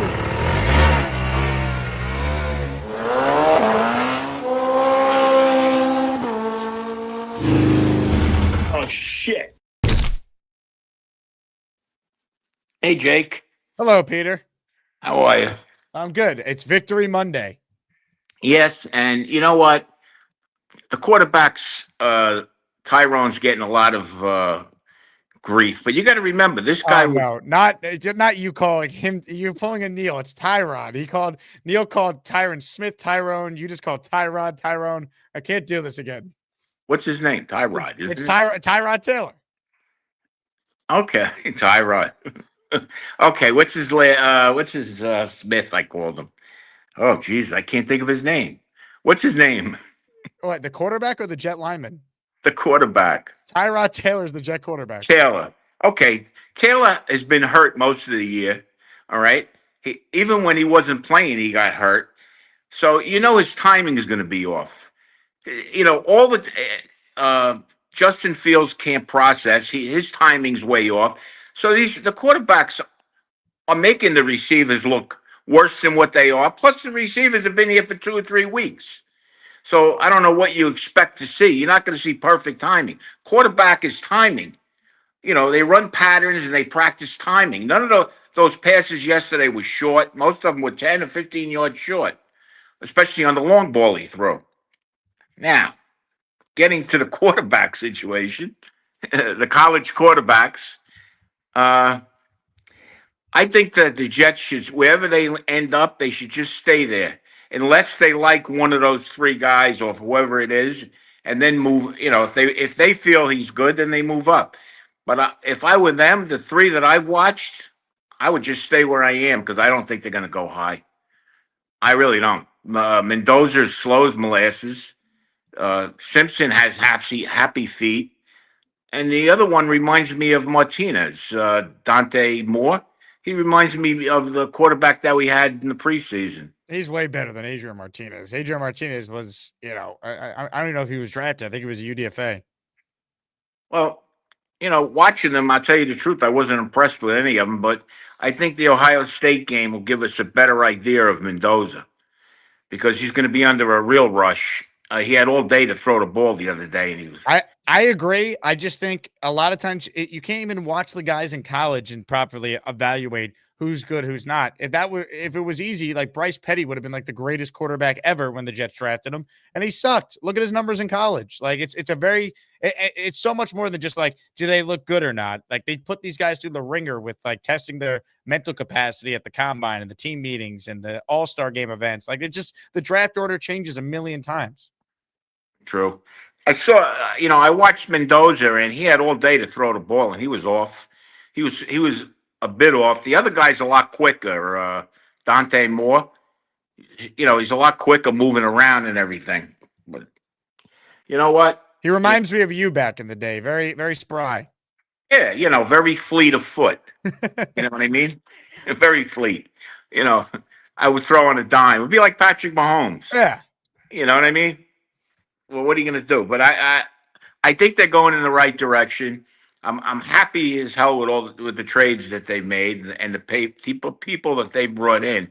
They just got to get, if they draft a quarterback, they got to get a quarterback coach in there and teach this kid, as he sits behind somebody. I was thinking of even DeVito as a backup. If you added him with Tyrod, sure. I want 2 veterans because like that's my plan. And DeVito right now he could get in tonight if Drake May goes down against the Giants, ironically. So he's their number 2 in New England. And Mariota looked pretty good last night. I watched him. He looked decent. Yeah, I've never been a Mariota guy, but he did impress me last night with how he played against that defense. So he's another guy. 1-year deal. Him, Tyrod, and a rookie. I'm all for it. That's what I say. Well, let's go Jets. You know they look good. They're getting there. Glenn is getting a little better. The offensive coordinator I got some issues with, but hopefully he'll get better too. I mean, I don't think he uses Breece Hall enough. Do you want Brady Cook to play like Black Gypsy does? So that will prove that Tanner Engstrand is the guy. Well, I think Brady Cook should play, but at the end of the year, give him a couple of games. Tyrod gets hurt, I'd go to Cook before Fields again. Well, I wouldn't go back to Fields after he refused to go into the Wildcat. I would have really, I would kick him off the team. He should do whatever he has to do to win. And he's not the he stinks. He said he has to look at the film. Does he look at film and watch himself? I mean, he thinks he didn't have a bad game. He's terrible. He's horrible. He's one of the worst quarterbacks I've ever seen. He's worse than Zach Wilson. I even think he's a lot worse than Zach Wilson. I don't know. I think you're misremembering just how bad some of those Zach Wilson games were. Well, you know what? I was having flashbacks watching him. Yeah. I mean, look, I thought we were past this, and there were a couple Fields games this year that were even worse than some of the worst Zach games. Exactly. But Anyway, Zach never had a game as good as like what Fields did against the Bengals or even week 1 against the Steelers. So I don't know. It just he had a good game against Atlanta last year or the year before? Atlanta. It wasn't Atlanta. Remember? Houston, the second half when they didn't score any points in the first half. No, they won the game. Maybe it wasn't Atlanta. No, it was Houston. I'm sorry. Yeah, Zach had 2 good quarters against the Chiefs and then fumbled, and they lost that on Sunday Night Football. Well, he stunk. Well, you just got to get a decent quarterback that could throw the ball with timing routes, that can manage a game without giving the ball away, that could run a little bit, and I think we'll be fine. So the defense, I'm not crazy about Wilkes. I mean, I'd like for them to possibly get Leonard from Denver or Wink Martindale, one of those guys that knows really how to play. Even Rex would make this guy look sick. He would never take the job. I would hire Rex in 2 seconds. I don't think he'd ever take the job. Yeah. What are you going to do? Anyway. Jim Leonard, though, that's the name to watch because he's young, up and coming. He's got the Jet ties. Sean Payton and Aaron Glenn are close. So if Leonard could leave to get a promotion, I could see that. I would love to get Jim Leonard. He was a good player for us. Very good. And smart player, too. Very smart. All right, Jake. Have a good night. Peter, you're the man. All the love to you. Oh, shit. Love it. Peter Castro checking in. Remember, we have the Namath helmet for those tuning in late up for grabs today. For those who want a chance at a legendary signed Jet item. More of your calls. Ladies and gentlemen, let's stop what we're doing. And big fella. He's home spell is on the bed. That's what feels good. On the road spell is on the bed. In a dirty hotel room. Cause the show spell is on the bed. It's just more comfortable. He got a beard. Loves the Jets. SuperChats. He's a big fella. Sleeps alone. There's no room on his bed. But that's a big fella. Hey, what's up, man? Big fella, how we doing? Good, man. Good. I'm actually happy that we won. I seem to be in the minority a little bit, but I'm very happy we won. I mean, hey, don't tell PBM that. That's why we watch. That's why we watch the team. Now, PBM's a great guy, dude, and I miss Peter Castro calls. By the way, Peter Castro should call in more, man. I agree. I miss him giving his points out. Him and Tyrone Taylor. Tyrone Taylor? Tyrone Taylor. Hey, what did you think, by the way, of Beast eating some chips and some of the stories that he was sharing about what he's overcome in his life? The getting hit by a bus, 3 ear infections. Well, those 3 ear infections must have been hell. I'm telling you right now, they 1 ear infection surviving, forget it. 3, he's blessed. Let's just say that. That's a man's man right there. That is a man's man, and getting hit by a bus, it explains some things. but no, Beast is great. Beast is great. But I wanted to talk about the Engstrand stuff. You were talking about Black Gypsy. The grade I would give Tanner Engstrand's incomplete because we haven't seen everything because he hasn't had the tools really. Justin Fields is not a good quarterback. Okay. And he was running like with a whole new squad, you know. I just think that I think he needs more time to show his stuff. I want to see more games with Tyrod, and that was a big reason why I was like, Fields can't play. Let's see what it looks like with Tyrod because you're evaluating the coordinator, and they're 1-1 so far. And Tyrod played really well yesterday, so the OC should get some credit for that. Let's see how it looks now against Miami, another winnable game on Sunday. Yeah, I mean, last week I thought he was not good at all. Some of the play calling I thought was ridiculous. Like the designed runs for Tyrod, that was ridiculous. This week I thought was better. I really did. I thought it was better. You know, we took some shots down the field, which was great. You know, but we just need to see more. I mean, 2 weeks with a legit quarterback. Tyrod was the quarterback in Tampa, but that was like spot duty. But I think the 2 weeks is too short of a time to judge Tanner Engstrand, and I think we need a little more time.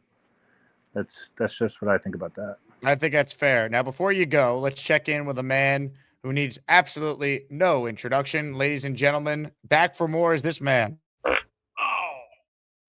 Beast, anything you want to say to your unlicensed therapist? I'm on the phone trying to get a hold of USPS.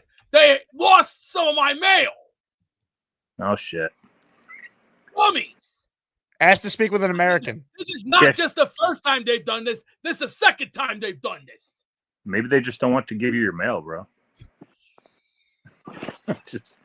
I keep a track on everything that gets delivered on this doorstep. See, Okay. I keep an eye on everything. If you're gonna play games with me, it's called. Look, don't bullshit me. Just be honest and just tell me the truth instead of giving me a runaround. I don't like playing. You think I'm getting too old for a lot of things, but please tell me the truth. Where's my mail? Well, you're going to be getting a package soon. It's going to be going out at the end of the week. Also, Beast, I sent you an early Christmas present, so you'll get that too. I saw that, and so today I was just at the doctor's for. Don't worry about that. Don't worry about that right now. You're getting a package at the end of the week. Well, I'm sending it out at the end of the week, so we can you can open them on the show for Christmas. Hey, good question from Boomtown. How do you keep track of your mail without a tracking number? That's a good question. I do it through the USPS. I have a USPS thing on my computer, and what I do is I do a track, and if it says if the mail wasn't sent, you put a check mark there, and it says not sent. Whoops! Did somebody just forget to do something? So you think I was born yesterday, huh? It's called do your job. If you can't do your job, then what the hell are you here for then?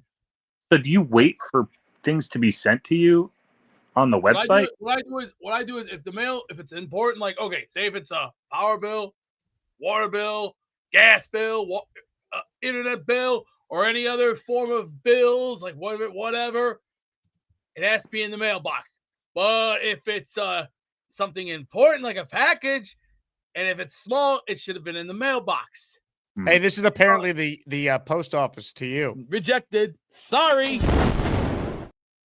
I've been trying to contact the post office, but lately everything has been changed, and it's like, hey, Beast, stop.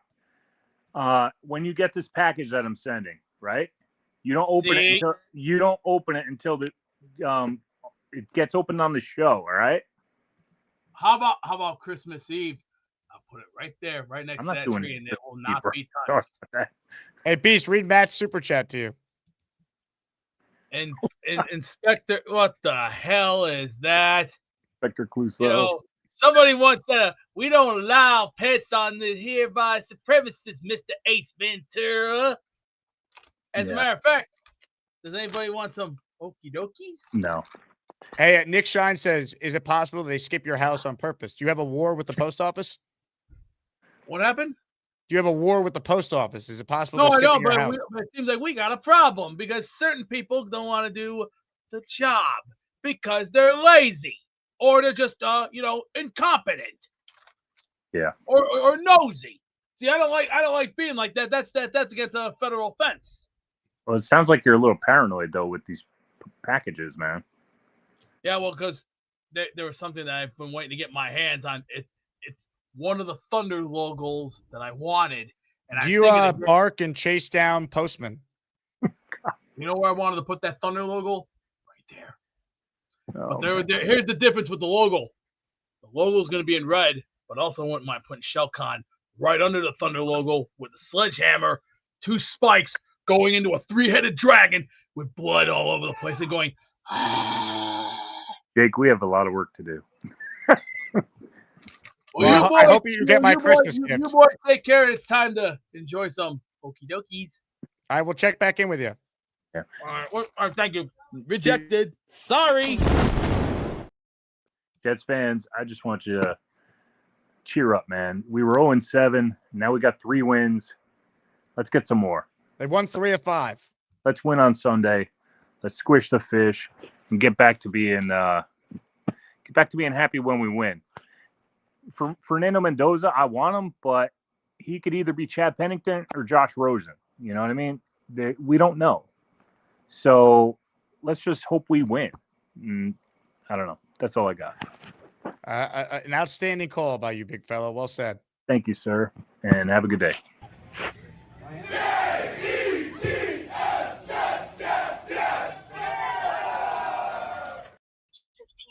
To 5 p.m. However, I can address the most commonly asked questions. To hear our privacy policy, press 2. It's not that. Please listen to the options and choose the one closest to your reason for Where's that calling. glue? No, seriously. Sorry, I didn't get that. Please listen to the options and choose the one closest to your reason for calling. For package delivery, say package or press 1. For daily mail delivery or mail pickup, say daily mail or press 2. Come on, pick up the phone. Let's go. For daily mail.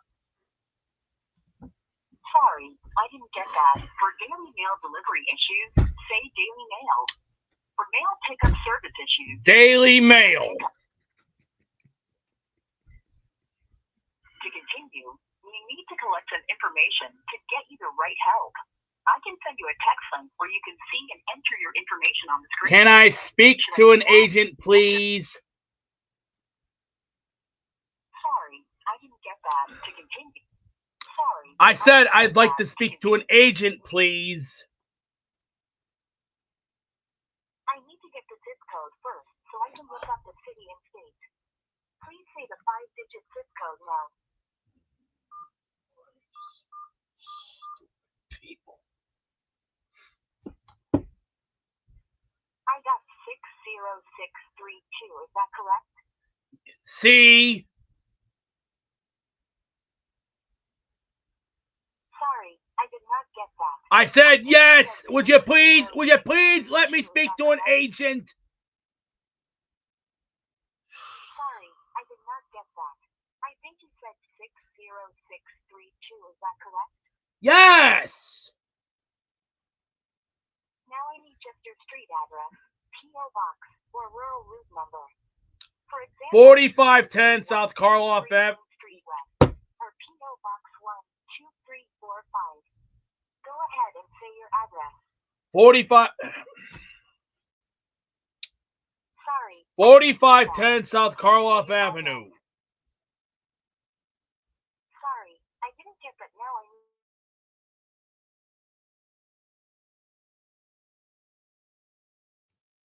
Hey, unmute your mic. We can't hear. We can't help you anymore, Beast. 12345. Go ahead and say your address. 4510 South Karloff Avenue. I got 4510 South Karloff Avenue. Is that correct? Yes. Let me confirm the full address.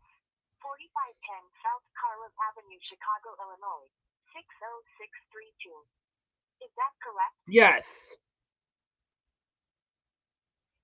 It is normal for an address to not have any mail slated for delivery on any given day, or to have mail delivery times fluctuate daily. However, if you have not received any mail at all within a 2-day period, or if you are not receiving mail regularly for 2 or more weeks in a row, I can help you with the next steps to get the issue resolved. Let's get started. If you recently used one of the following services with USPS, please select the applicable service. For change of address, say change of address. For hold mail, say hold mail. For premium forwarding service, say forward. For letter carrier personnel issue, say personnel. For redelivery, say redelivery. For not applicable, say not applicable. To hear these options again, say repeat. I'd like to speak to an agent, please. Hey, put your camera on, Beast. We can't see you. If you Sorry, I didn't get that. If you recently used one of the following services with USPS, please select the applicable service. For change of address, say change of address or press 1. For hold Would you please let me speak to an agent, please? Post office. Please stay on the line while we connect you to the survey. Thank God, Thank you for taking the survey. Your opinion matters. This will be a brief 5-question survey to gain feedback on your automated system experience. Please listen to the entire survey question before responding. Please tell us how satisfied you were with the overall experience provided by the USPS automated system, with one being very dissatisfied. Take the survey. Tell them your thoughts. I apologize. You entered an incorrect response. Please allow me to repeat the question. Please tell us how satisfied you were with the overall experience provided by the USPS automated system. It's been lacking. Being very dissatisfied, and 5 being very satisfied. Lately it's been lacking because you guys are not doing your job, and it's getting really asinine how I'm trying to figure you guys out, and I've had mails I'm supposed to have come to me, and you're lying to me and making me look like I'm an idiot. Now let me speak to an agent, please.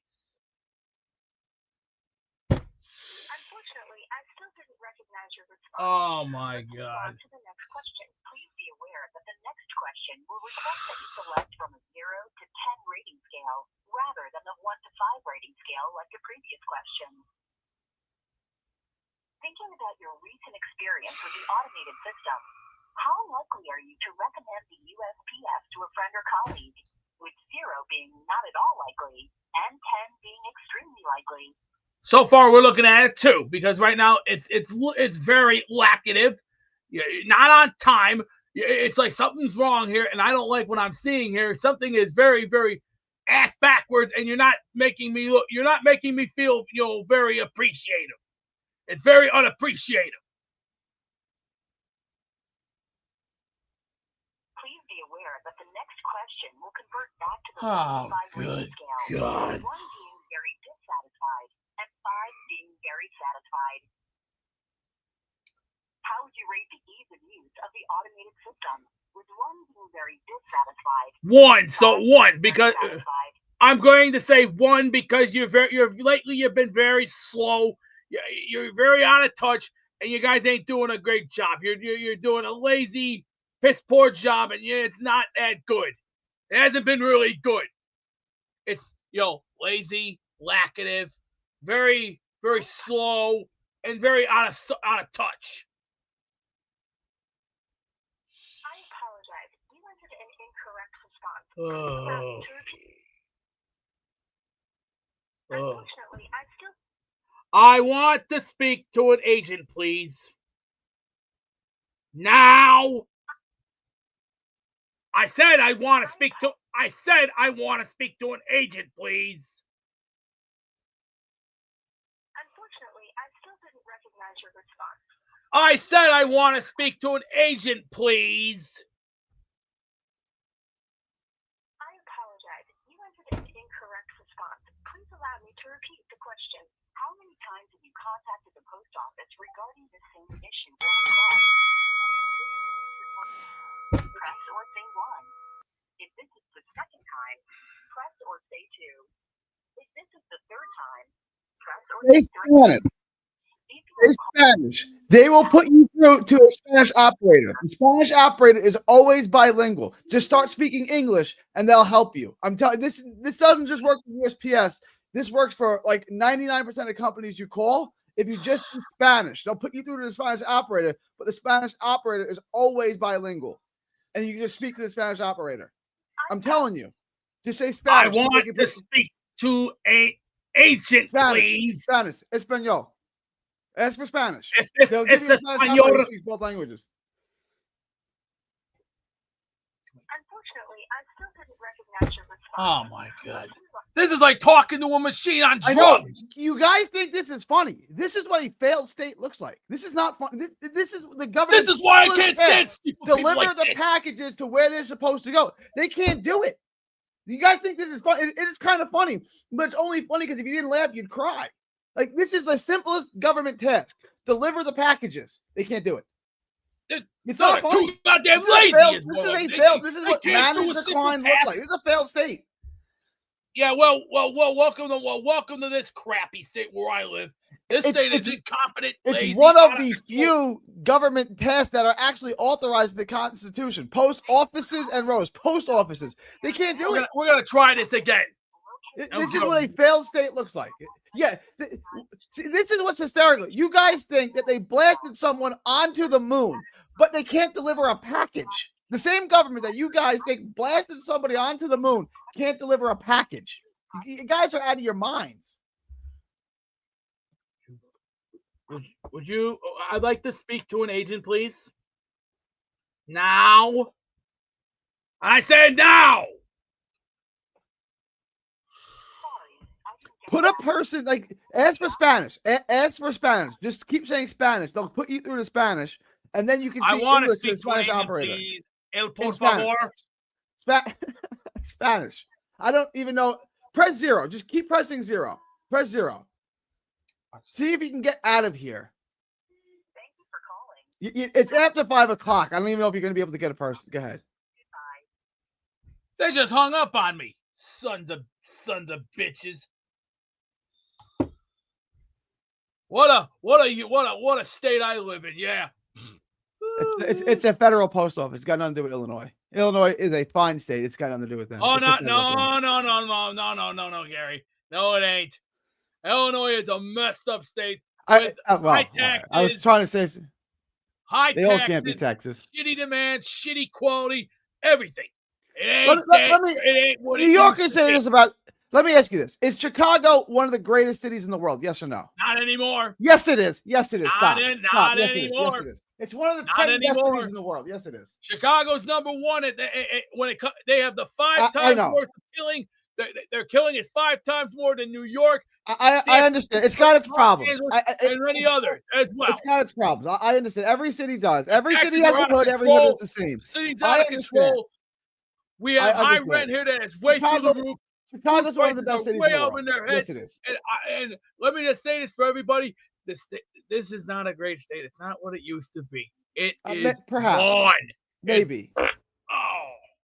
The many reasons why I say it's gone, because all my favorite places, even great memories, not what it used to be. It's like fighting the federal government, and also like and even throw City Hall into the mix, even the United Nations into the mix. It ain't fun. It's not as easy as it looks these days. These days, Beast, nothing do me a isn't easy. favor. I think it's after 5. I think you're screwed for today. Tomorrow, when you call back, ask for Spanish. Just keep on saying Espanol. Listen to me. Listen to me. Listen to me. They'll put you through to a Spanish operator. That Spanish operator is always bilingual. Always. So start speaking English and say, I don't know. There was some confusion. I don't know why they put me through to you. And just start, and they will be able to help you like an operator, like what you're looking. They'll be able to help you like an agent. Well, you won't have first to thing deal I with the need to machine. address there is Just do that. I understand. Do you want to speak? Do you want to speak? Beast, do you want to speak to a person? Listen to me. Do you want to speak to a person? Ask for Spanish. You will get a Spanish operator. You get a live agent who's bilingual. He or she will speak English. I promise. Do you know how hard this is? I've been. You can call your senator. I've never had a problem like this before. This is a terrible problem. See, ever since this, it's been like this for quite some time now. I've had missing mail, and I've asked very nicely, "Where's my mail?" You think I look like an idiot all of a sudden? Been there, done that. Long time ago in a galaxy very far away, hundreds of years ago. That's in the past. We're looking at the present right now as we speak. I'm gonna try this again tomorrow with them. I'm gonna sit them down, find out where's my mail. Where's my mail? Because opening mail, on the opening mail, opening somebody's mail is a federal offense. It is. That's true. It is. I don't know what it's punishable by, but it's absolutely a federal crime to open up someone else's mail. No lies. That's actually true. You're right about that. Well, it is facts because it's like, excuse me, what the hell y'all doing? I don't like this new crap that they're coming up with nowadays. Anytime you call into like the USPS, Social Security, or anything else, it's like you're talking to a robot. Wow. It's like what happened to real people? Well, it's because everything is, AI nowadays. AI, artificial intelligence. Yeah. Yeah, what a state I live in. The U.S. This is what a failed state looks like, guys. I can't do the simplest. Oh, thank you very much. You want your money. You finally figured that one right out.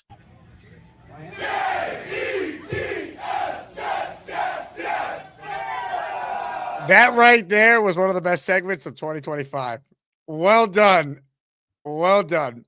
Great advice by Gary. The saga will continue. Beast will speak with an American at the post office tomorrow. Remarkable.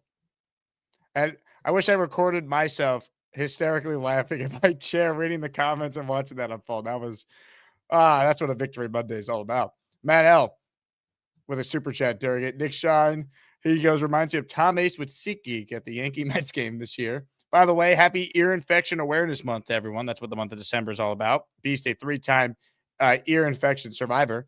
Tom Ace says, I need to do a show of just Beast on the phone with different customer service representatives. Untapped revenue stream.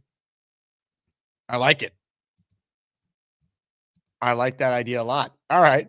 More of your calls right now. Ladies and gentlemen, on the Gusbuster Umbrella Hotline is none other than...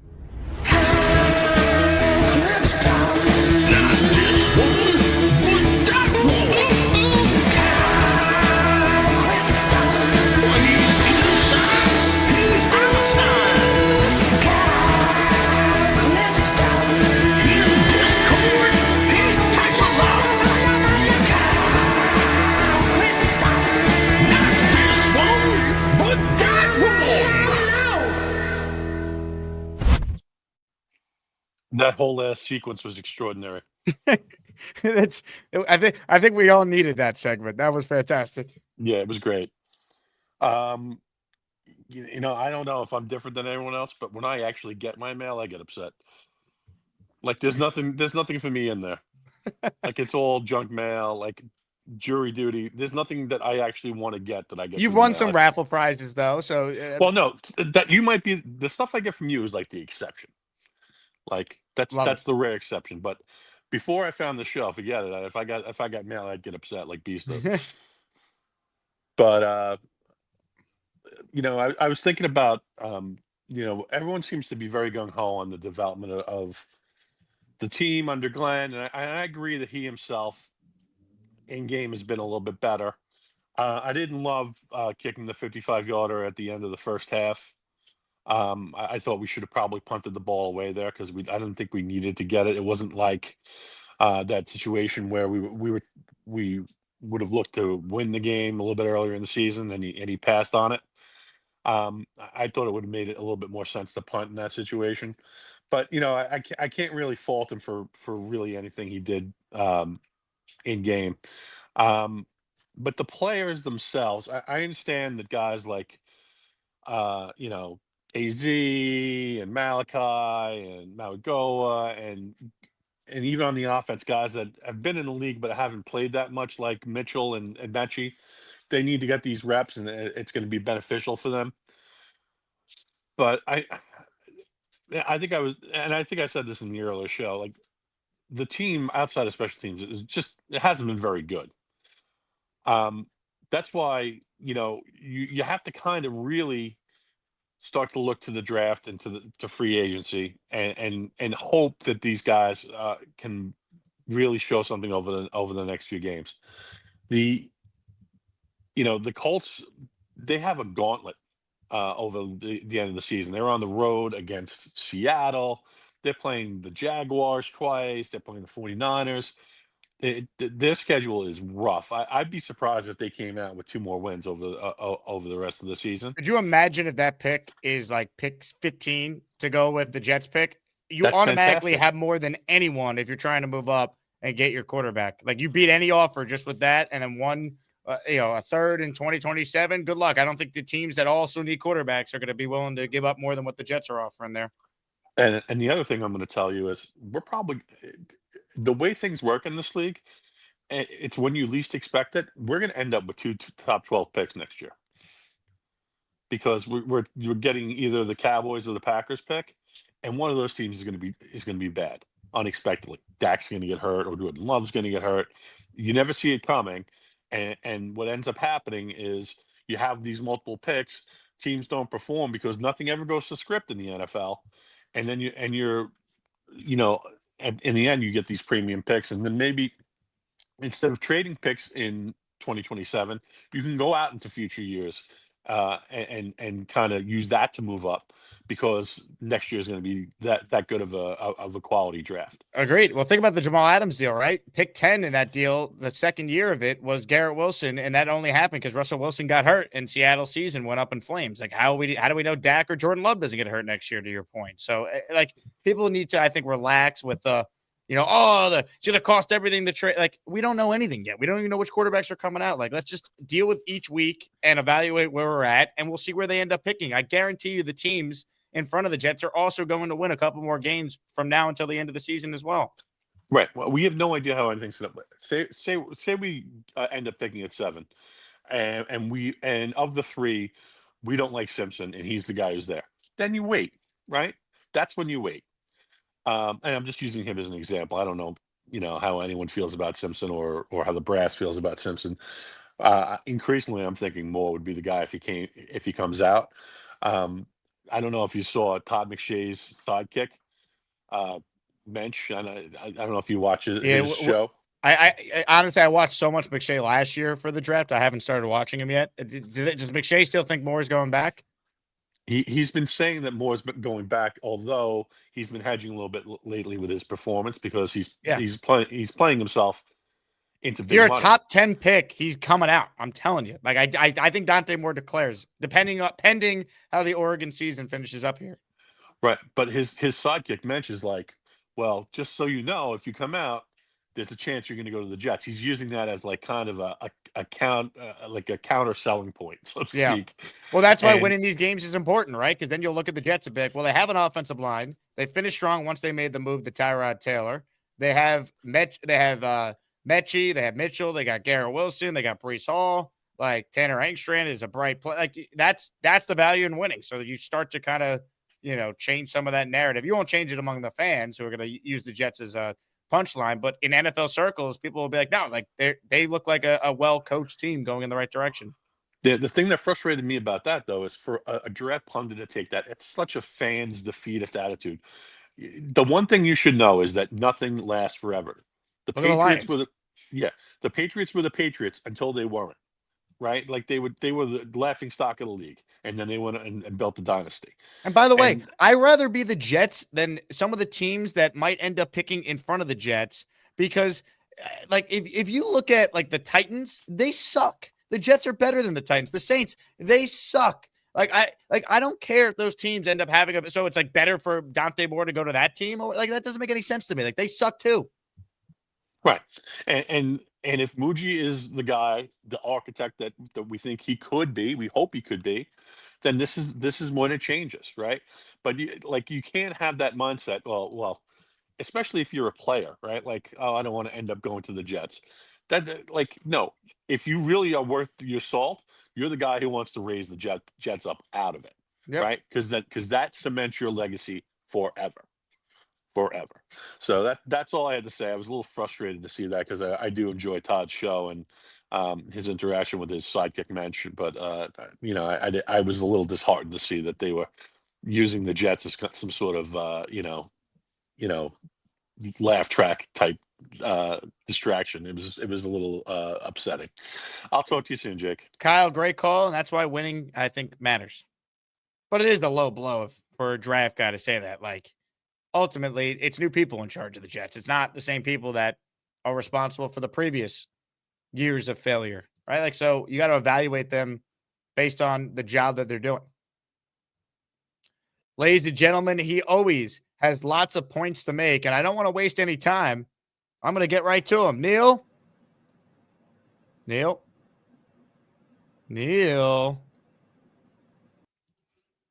I'll lift the curtain. So what I see is just like a chair and nobody sitting in it, but I don't think Neil's actually there. So I was just trying to surprise Neil because I couldn't tell if he was frozen, which he was, or if that was actually him. Best Neil call ever, some are saying. Ryhan says, I think the biggest learning from the game yesterday was actually immediately after they won and watching just how many of the players were celebrating and bouncing around. I mean, they still care, man. Look at the locker room speech the Jets posted.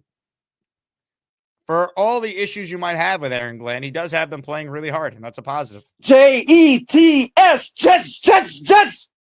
JT says, Gary in the Beast segment is not the one we deserve, but the one we needed. That was a top 5 segment of the year. Without a doubt. Beast dominated it, and then Gary coming on. And there's certain matchups you love when you do this show. Like if you get certain characters on the screen together, if there's a Beast Gary opportunity, it almost never fails. Those two have electric chemistry. They really do.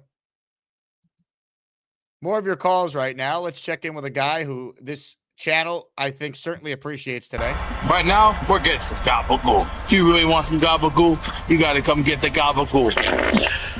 Catch you later. The mail is not being delivered. Beast. Sorry, what do you mean? A check mark where? Because I remember last year when you guys had the thing on the USPS, when you had the check mark thing, if the mail has not been delivered or it hasn't been here within days, I've been noticing like where's the check mark thing? I don't see it on here on the internet page, and I'm going, what? This doesn't make no sense. I'm not for sure what you're talking about. So, ma'am, last year before we had the problem like this, there was a check thing on the USPS thing that states if the mail did not get delivered, there should be a check mark thing where it says mail not delivered. I've been noticing that for quite some time. I'm trying to explain this to you. Like, excuse me, is it supposed to be delivered, or are you just gonna go behind my back and open my mail for federal offense? Because that's a felony. You can't be opening people's mail like that. It's ridiculous. I'm not opening anyone's mail. No, it's not you. I'm just saying, as in term that if I have some mail coming in and they're opening it and there's something wrong here, I'm like, I have never had anything done this to me before. This has never happened to me before. This is the first time I've ever had anyone hold my mail like this for quite a long time. And it's like, what, really? I mean, come on. We've never had problems like this. I mean, for many, many years, all my packages that I've had delivered, they've been at the front door. Okay, that's great and all, but where's the other half of of the mail that I'm supposed to have delivered to me? Where's that at? Are you trying to hide something from me, or you just trying to take off with it? Because that's what I want to know. Well, I don't know who you are referring to, but I don't have access to your mail, so I don't know who is taking off with your mail or anything like that. What I can do is put in a request if you having an issue with your mail not being delivered or being stolen. You can contact the police for mail theft if that's what you think is going on. Well, I do. Well, here's the thing. I've been watching a lot of the stuff on certain news networks about mail being either stolen or something's not adding up right here. So someone better tell me some truth, or there's going to be some consequences, because I'm tired of the games. I'm tired of the lies. I'm tired of the excuses. It's either do the job, or if you can't do your job, get out. I'm tired of the lying, and I'm tired of the games. So who's lying to you, sir? That's what I want to know, because I'm generally, I don't know who my mail carrier. I do not know who my mail carrier is, because lately I've been getting a lot of stuff going on, and it's like, no one's telling me nothing anymore, and everything nowadays, like, everything is made complicated. Even trying to get through the system on your phones, it's like, why do you guys do this, Why do you make this so complicated? Even computers are even complicated for me nowadays. Even when you try to do to put like some kind of a background on your computer, you can't even do that anymore. Everything nowadays, you have to like figure this all out on your own. And it's like, Jesus. I'm not asking for a hell of a lot. I'm just asking where is my mail, and I want to know why it's not being delivered. That's all I'm asking. And I'm telling you, I don't know why it's not being delivered, and I don't know what is going on. And like I said, I can put in an inquiry to the local post office to where they can look into that for you. Well, you better look into it fast, because I'm not playing games anymore. I'm serious. I'm not playing games anymore. I mean, seriously, enough. So let me just say this: if you have a situation to where you believe that you're being targeted for mail theft or someone tampering with your mail or anything like that, that is grounds to go to the police department and make it a report. So you can do that, because Or I could just go down to the one post office, which is not far from me. I can go down there tomorrow, show them on my phone that there's missing mail, and I can show it to the department, because I have it on my Android phone, and I can show them the stuff that, excuse me, why are you all either, holding my mail hostage, or you just trying to play games with me? I'm getting. What do you have that shows that it's missing? Do you have informed delivery? Yes, I have informed delivery. I already have it up here, and I'm supposed to get today a piece. One of my things are here from Ohio. I have another one coming from California that's supposed to have been here today, but, ma'am. So, Mr. Jason, can you just calm down for 1 second, please? Let me tell you how informed delivery works, okay? So the informed delivery is a service that we offer to our customers, to where you get notification of mail pieces that is suspected to come to you. Sometimes those mail pieces does come the same day that you get the email, and sometimes it comes a few days later. So the ones that you did receive in your email today as saying that they are supposed to arrive, it could be held up at the local, not at the local post office, but at the distribution center, and it could be coming tomorrow. Okay, when it calls for concern is when they are, a week late, because it usually can take up to like 7 days for it to be delivered to you. Okay, that comes into your informed delivery. If after a week that you don't receive it, then that does cause for some concern. Okay.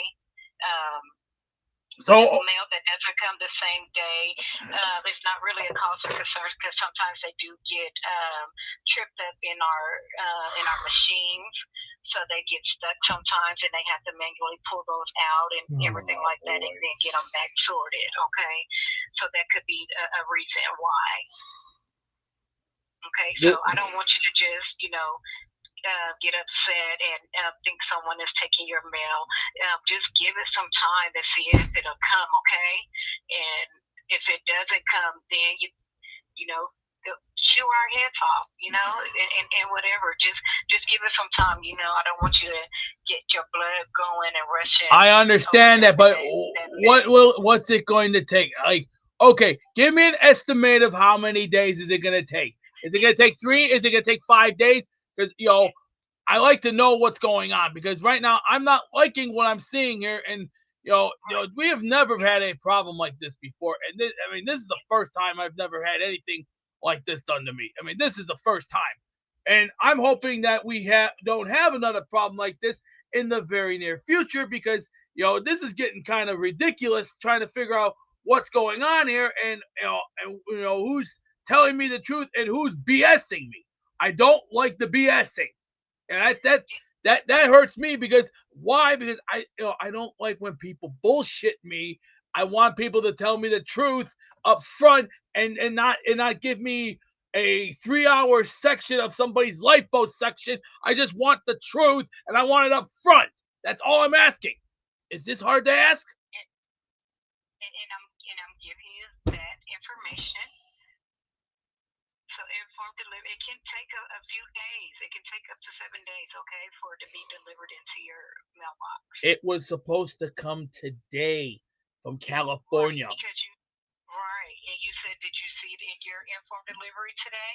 Yeah, I already went into my mail. I went into my mail pieces, and it states here it's supposed to be here today from 12807 Sherman Way, number 1061, North Hollywood, California, 91605-5034. And it was also it also says here from Santa Clarita, California, 913.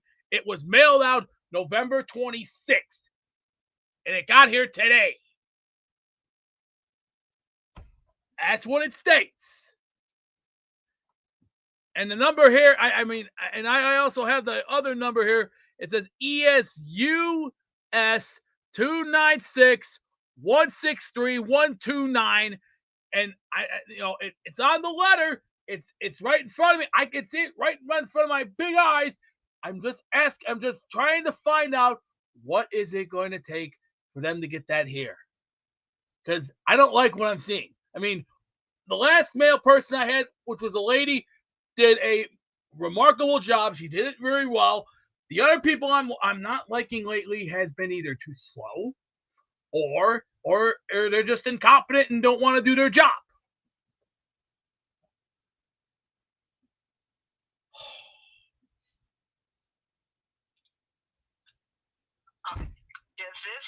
Does it have a tracking number on it, or is it just regular mail, correct? It's regular mail. It's regular mail. So I'm asking, it's just regular mail. Right. And like I said, it is in your informed delivery. Yes. And it can take a couple of days for it to come through. Oh dear God. If you look on there, it says arriving soon, and then it says expected. Where's the thing where's that thing that it says it? Because it doesn't say it here in my mail department. On the informed delivery, when you first open it. Yeah, because generally when you go to the mail pieces, it says 7 mail pieces, right? And generally I'm like, okay, I go right to this, and generally they're supposed to have a thing here that says here, mail has not been delivered. So what's going on here? That's what I want to know. That doesn't, ma'am. You said mail has been delivered. I only got a package today. I was waiting for the other piece of that package to come in from California. What's going on with that? That's what I wanted to know. And that's what I told you that I can put in a request. Please do. Please do. Please do. Please do. Can you verify your address for me? 4510 South Karloff Avenue. City, state, and zip code. All right, and your phone number? 708. Do you prefer to be reached out? Preferred method of communication by phone or email, or by phone or letter? By phone will be a lot easier. Okay. Do you have an email address you would like to add to your account? I already have one on my thing. Yeah, it's on your informed delivery, but on your person's account with the. Oh yes, it's at storm.json. You said storm.json? Yeah. No, 184@gmail.com. Thank you so much. I have storm, that's storm.jason, JASON 184@gmail.com, correct? Yes. Okay, thank you so much for that. And then I will go in here and put in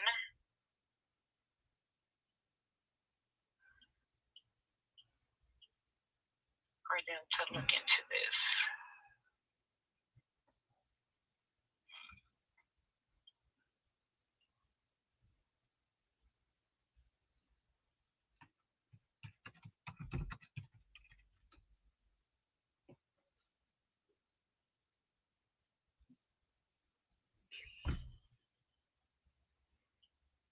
Are we almost done here? Almost. I am Good. putting in this the notes first. All right. I have to put in. Just give me one more second. It'll probably take about a minute. Just give me to get all of this information put in. Yeah, because this is the first time this has ever happened to me, and I'm just surprised. This is unreal. Very, very unreal.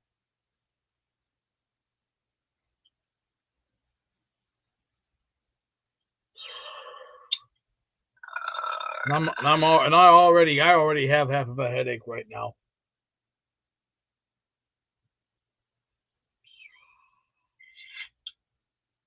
All right, I'm just putting these notes here because it makes me write it in. So just give me 1 second.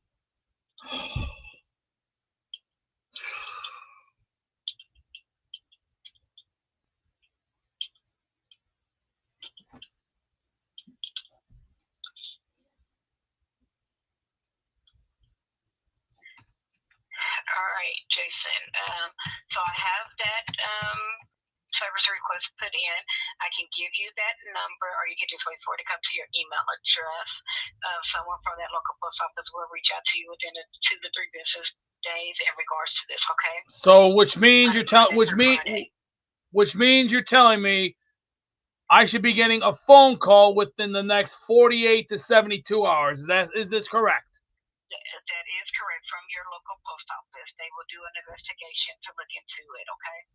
All right. Thank you very much for your cooperation. Thank you. You are so welcome. Is there anything else? No, ma'am. Thank you very much. Thank you very much for your cooperation. Thank you. You're welcome. Now, there is going to be a quick survey following our call just about your experience with me today as your phone agent. And I want to thank you for calling the United States Postal Service. You have a wonderful day. Okay. Bye-bye. Okay, bye.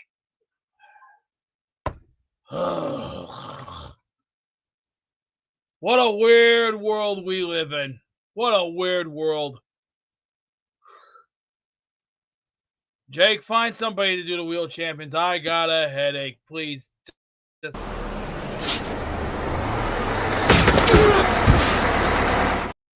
What a moment.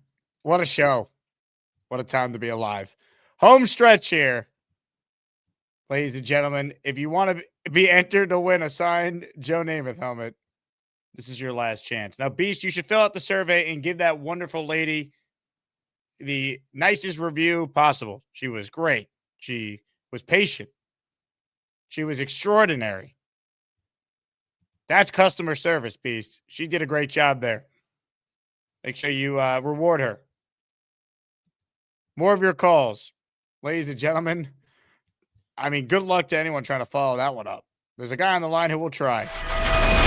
I'm Ricky, New York, and I love to smoke. Florida State, I really love Florida State.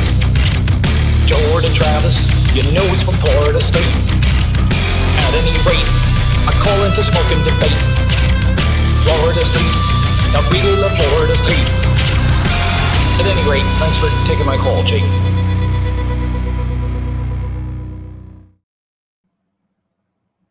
I knew it. I knew it. How am I supposed to follow that? Like, you know what? Now I'm looking more forward to our game against the Saints because that lady, she was one of them. Like, oh my goodness. Like, that was a testament to the fact that there is still good customer service out there. You know, you just have to get lucky and get a lady like that. Hopefully she didn't quit her job after that that phone call. Maybe. I think that's in the cards. Wow, that she was phenomenal. And man, snail mail being one day late, who would have thought? Man. Jake, at one point, I had asked you, when we do eventually win a game, would you come on the show? And you said yes. And, you know, I had some issues between then and now. However, now we're up to 3 wins. I'm calling to see if I can't get you nailed down and find out when I can get you to come on. Whoa. You want to do what to me? Calm your freaky down. What is your availability in the next week or two? When you know what, you got my info on Discord. Message me, we'll work it out, Ricky. I'd be happy to come on with you. All right, awesome. You know what? And as far as the debate of either tanking or do we win some games, you know what? I could care less. I want to win games down the stretch. We have enough ammo that we can still move up and they can still get the guy that they want, regardless if we win games or not. I want to win games. I'm sorry. I don't have it in me to root for a loss. And you don't have to apologize for that.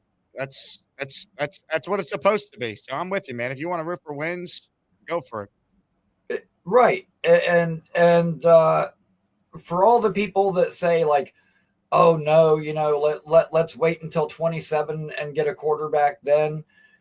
You know, what if the guy that you like in 27, what if he doesn't come out that year? What if he gets injured right at the end of the season? I mean, any number of things can happen. Like if you've got a chance to get a guy now, you don't pass on it.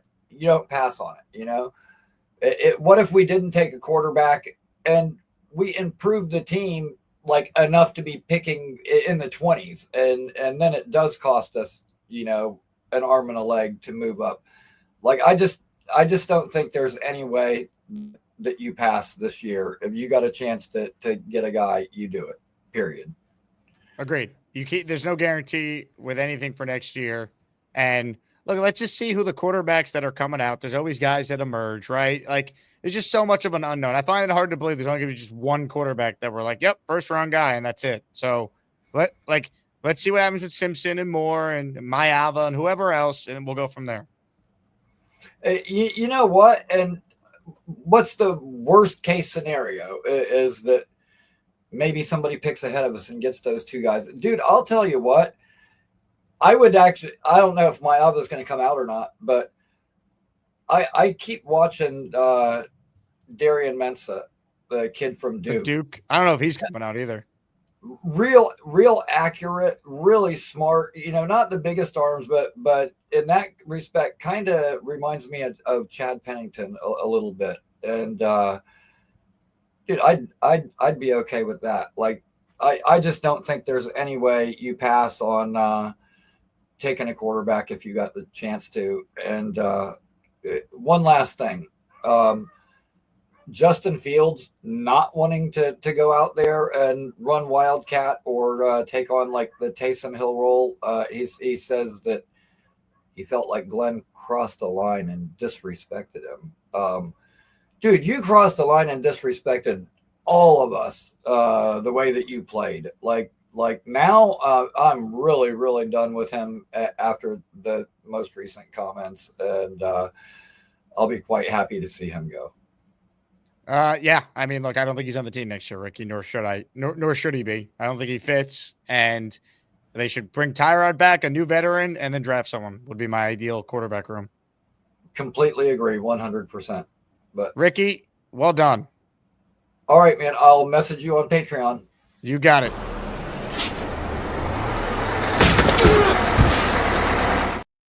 Ladies and gentlemen, in honor of Beast's latest call that will be talked about for decades and centuries to come, a brand new Beast emoji has been added to the arsenal.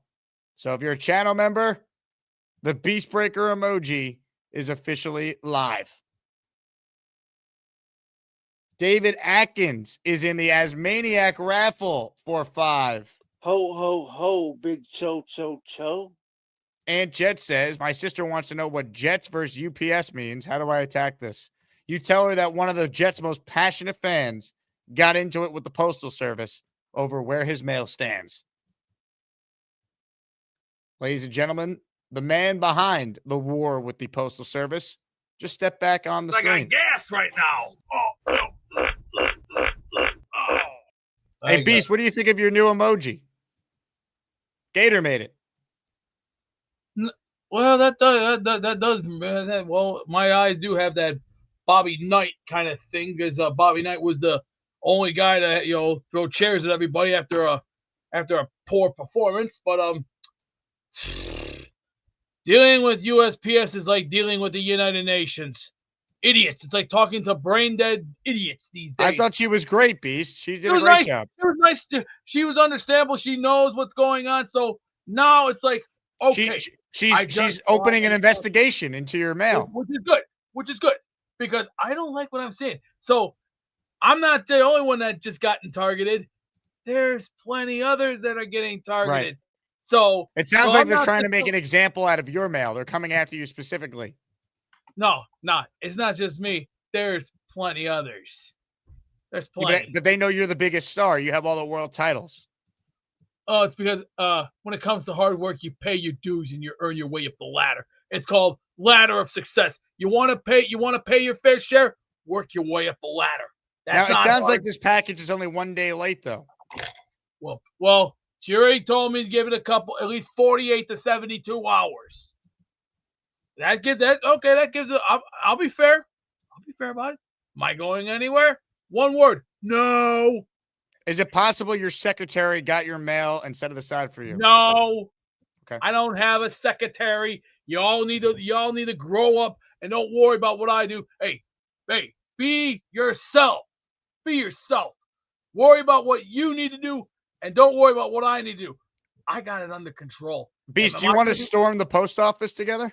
No, thanks. Not right now. I want to focus on taking better care of myself and at least try and enjoy the things in life. And maybe Friday I can go bowling for the first time in years. Where are those chips that you were just eating? Destroyed. Those were the okie dokie ones, the hot ones. Were They healthy?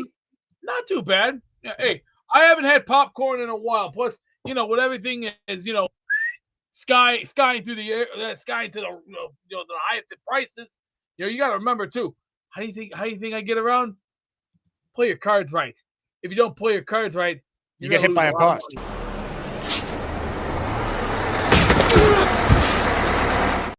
All right, 2 calls left here. Five Brows, and then Neil will close us out. So the show might be 4 hours long. Hello, Five Brows. Hey, what's going on, Jake?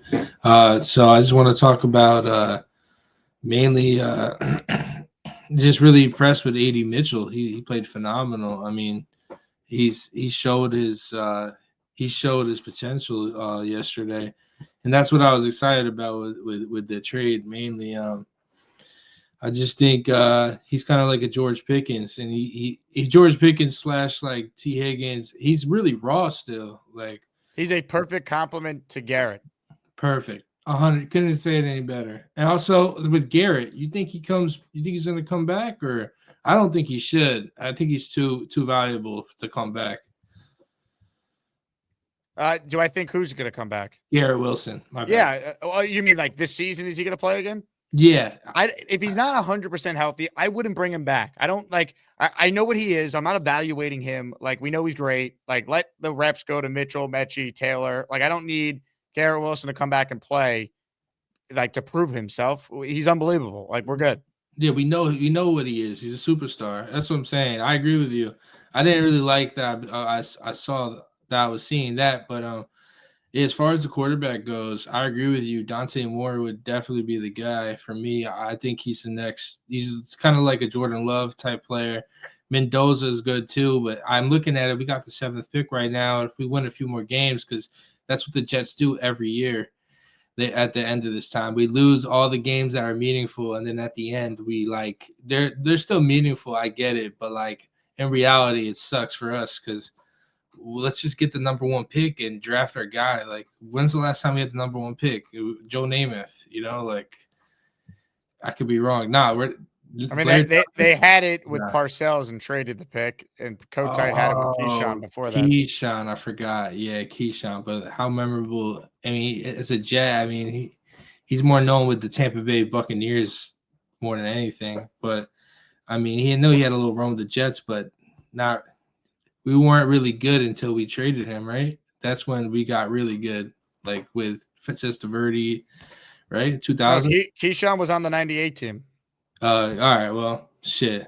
I was 4. But yeah, I just think I'm really interested to see what we do moving forward. But it does kind of suck like seeing Sauce get injured. That was like, man, like I felt bad, a little bad that it looked season ending, like Achilles level bad, and it's only a calf strain, which is serious, by the way. If he comes back too soon, you know what happens with a calf. It could lead to something more serious. So hopefully he's okay. Like I'm rooting for the Colts to lose, but I'm not rooting for anyone to get hurt.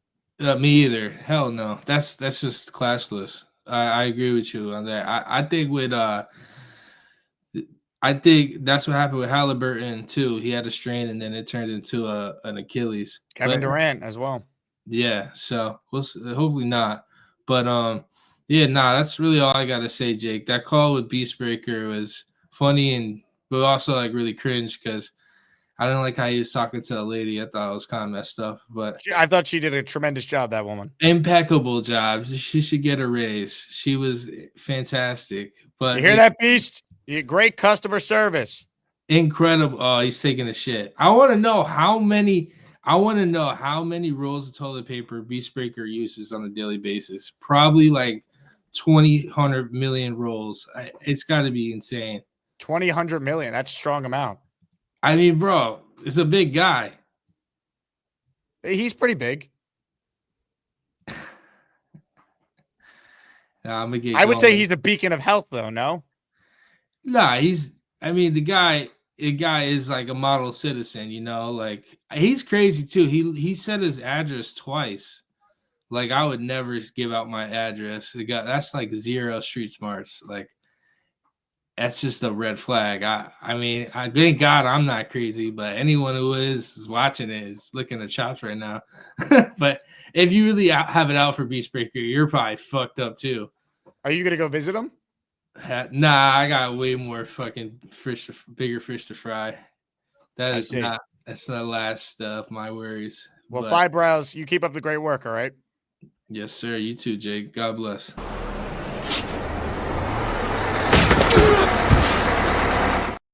For those who missed it earlier, Beast told us about the time he got hit by a bus, and then he also survived 3 ear infections. And this was before he got on the phone and screamed at the U.S. Postal Service.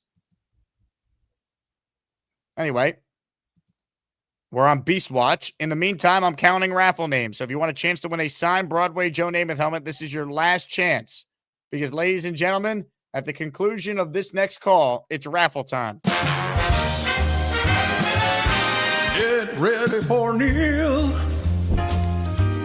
He will make 13 points about the New York Jets and maybe hump a Patriots jersey. Get ready for Neil. He's probably smoking a big fat cigar and burning his house to the ground. That's Neil.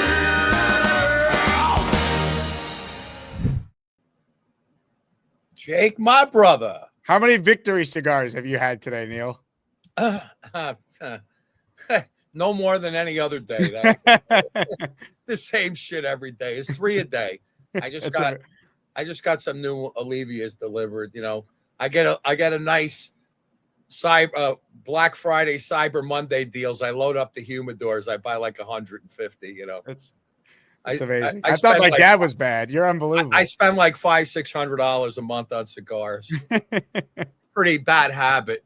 But I could be a drinker. I could do other things and spend money. I don't spend much on other things, you know. I don't live that elaborately. And Jet says you've been smoking since Boy Green at 8 a.m. I know. Yeah. I know. I had my morning cigar listening to Alan fight with who the hell? Oh, that guy that was in the car. What's his name? Renzel. That guy Renzel's pretty sharp dude, man. I'll tell you. He smacked Alan around really nice this morning. It was a nice way to wake up that bastard. Let me tell you something. Enough with the bullshit talk about I can't believe it, Jake. Are we going to sit here from now until freaking April talking about the goddamn draft and all these guys? Yes. Oh. It's I know it's not fun. I'd rather be talking about the it's Jets making the playoffs. But right, it's so hard to they have listen 2 to. first-round picks and they don't have a quarterback. So we're going to be talking about the draft. That's just how it goes. I get it, but you know what, Jake? Could we at least talk about it when the college season is through the playoffs at least? I agree. I've tried to say we don't even know which quarterbacks are coming out. I don't know how many times I could say that. I mean, Renzel said it right. We don't know who the freaking best quarterbacks going to be until after the you know what happens when the combine comes, right? And they have their pro days. That's when some guy's going to come out of nowhere. Like there was a guy once that was not really looked at as a great draft pick. Then he had an amazing pro day and was whipping the ball all over the field. And they were comparing that guy to the Chiefs quarterback. They were comparing him to Patrick Mahomes. You know who that guy was? Zach Wilson. Thank you. You don't need to tell me, man. I know. I thought I had you stumped on that one. But when I said that he was throwing it all over the field, remember the great pro day that Zach had? And everybody was excited about how he could run out of the pocket and throw it deep. What they didn't realize is that when the pass rush comes and he's under the gun, you know what I'm saying? Here's the problem, Jake, with college, right? These guys are all throwing. The good quarterbacks are on good teams. They have no pressure. They're throwing 7-on-7s. Guys are wide open. They have great receivers, right, that are going against mediocre defenses on these lower teams.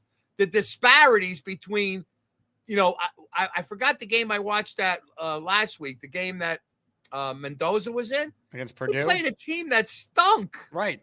I mean, that's why if you want a good Mendoza evaluation, and again, it's not the end-all be-all because Indiana talent-wise does not compare to Ohio State, but if he plays well against that defense that has like 8 first-round picks on it, like that will be impressive. But like it's a very tough position to evaluate. Josh Allen had shit numbers at Wyoming, and he's Josh Allen now. But Buffalo was like, look at the potential he has. We can coach him up. You think the Jets were ever going to be able to coach Josh Allen up to be good? No. So you could actually pick the quarterback with talent, but if you can't coach him up, they never reach their potential. Or you could just pick a guy that actually couldn't be good, but in the case of Sam Darnold, had Adam Gase and a terrible roster. So I can't worry about where they're picking right now. There's going to be more than one quarterback available, and it's on them to come up with a plan to get one they can win with and surround that guy with what they need to be successful. And the best teams in the league do that. And right now, I don't know if the Jets can do that, but we got to find out. Like, there's a way of knowing.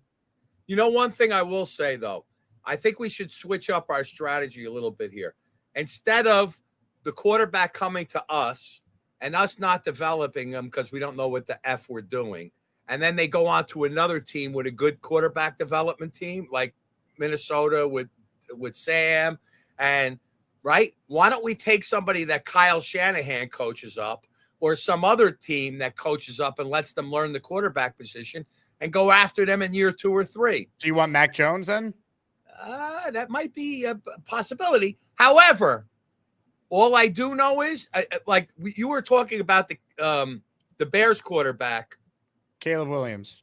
He looks good now. You know, these guys take time to develop, and last he's getting year better. Yeah, people. He will looks say, a lot better, Jay. Of course he does, but he's moving well out of the pocket. He's throwing the ball well, and he doesn't have great receivers. By the way, Rome Odunze's okay, but he doesn't have like the best receivers in the league, right?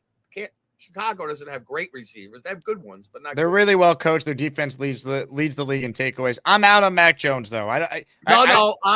Listen, I didn't say anything. You put words in my mouth now. Well, you just said you wanted someone from Shanahan. Somebody that another team develops. Who?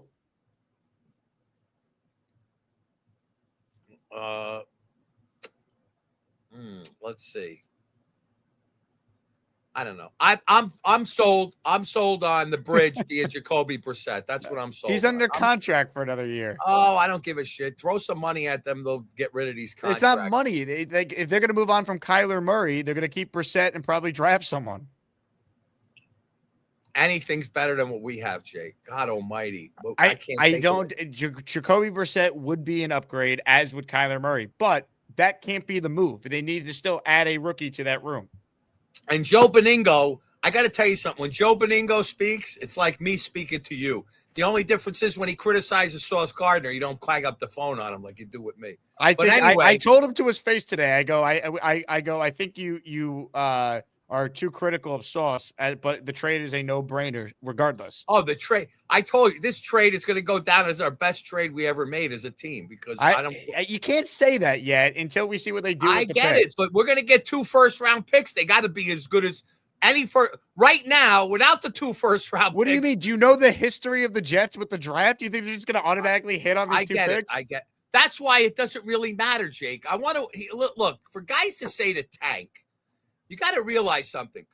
If and that last caller, he said that we typically win games at the end of the season. What team is he watching? When the hell have we won games? They win games when they're out of it. He's saying they'll win a random week. I know, but that hasn't historically happened with us. The last 3 seasons, we lost the last 5 games, right? Well, no, I mean last year they beat the Dolphins the last game of the season.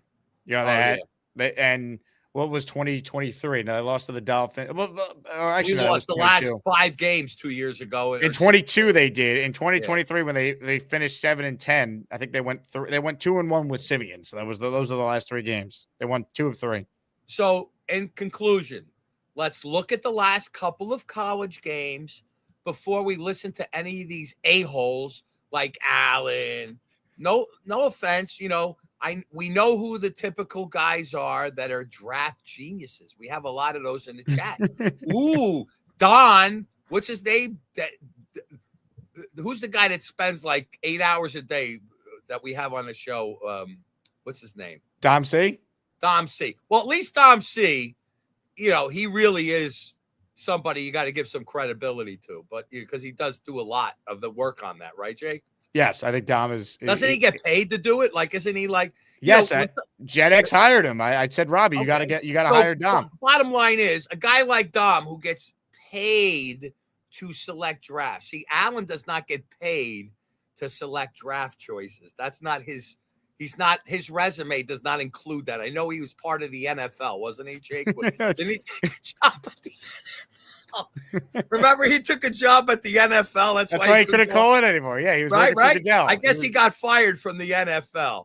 No, he said that his contract with them was up. It was 6 months. Oh yeah, he was a consultant. He was consulting for them, and we have all our draft geniuses. He's the reason we have the new kickoff rule. Those were his ideas. Oh yeah. Oh, Jake, he got reamed today. Pretty good. I'm gonna go back. I was having dinner when the Beast Breaker. What happened with Beast Breaker? Oh, you got to go back and watch. He got into a huge altercation. Listen, guys, you guys got to lay off this guy. This poor guy, man. He was on the phone with the U.S. Postal Office. It was intense. Oh yeah. Well, I'll have Beast explain it to you. He's on the line. Beast, fill Neil in on what happened. He wasn't watching. Beast, you okay, buddy? I'm worried about you. I'm on the air right now. Yeah, I'm on the air. Jesus. Sick layer. You went Uh-oh. in there. And provolone and the mozzarella, they have it shredded over. I'm on the air. You're being annoying. You're always on the air, Jay. Is he looking for the condiments on his dinner? Is that what he's ordering? I got a headache right now from fighting off USPS today. You know what I'm gonna need to go do tomorrow? Gonna have to go call up the damn doctors and tell them I need my prescriptions. Who was that, Beast? Don't worry about it. I got a headache right now from yelling. They were at like, everybody. "You're always on the air." I'm lucky I didn't break this goddamn phone today. Lucky I didn't. Yeah, Beast, listen, you're Beast. If I had your worries, I'd be on cloud 9. If I had your worries, okay. Well, take Neil, it easy, buddy. You have a nice life. Take it easy. Neil, you live in a nice state. I live in a shit state. New York. I live in New York. It's the worst state in the world. What are you talking about? No, bro. You live in a nice state called Florida, brother. So no, I live in New York and Long Island. What are you talking about? I wish I lived in Florida. I'm living tough. So you try dealing with idiots every day that can't even do one simple little job because they're too busy with their finger up their ass looking for a nickel. And you know what? In the words of the great Andrew Dice Clay, you know what? I feel like saying this right now, just going, you know what? You know what? I'm trying to think of it. Give me an Andrew Dice Clay one. Come on, Beast. Little Miss Muffet sat on her tuffet, eating her curds and whey. Along came a spider and said, "Hey, what's in the bowl, bitch?" Ow! Yeah, Jackie I like Jill Dice. went up the hill with a buck and a quarter. Jill came down with $2.50. Oh! You're talking my language, Beast. I like Andrew Dice Clay. He's great. Let's see. I would definitely do some dirtier ones, but no, not on this show. That's a little too much. You got to watch your language, Jay. Yes, Neil. You're gonna That's why we. Hey, B, send us to the raffle. I got to eat dinner. I'm starving. All right, come on. We're done here. All right, let's go then. Ladies and gentlemen, it is time to spin the wheel of champions. Jake, it's time to announce the winners of the weekly Asmaniac raffle. Let's spin the Jake Asman Show Wheel of Champions and find out which Asmaniac is winning an epic prize. Oh, yeah. Now, I don't know what Neil was yelling at the end there, but Neil, if you had something you wanted to say, now's the time, or forever hold your peace right in the chat. We got a Joe Namath autographed helmet. In fact,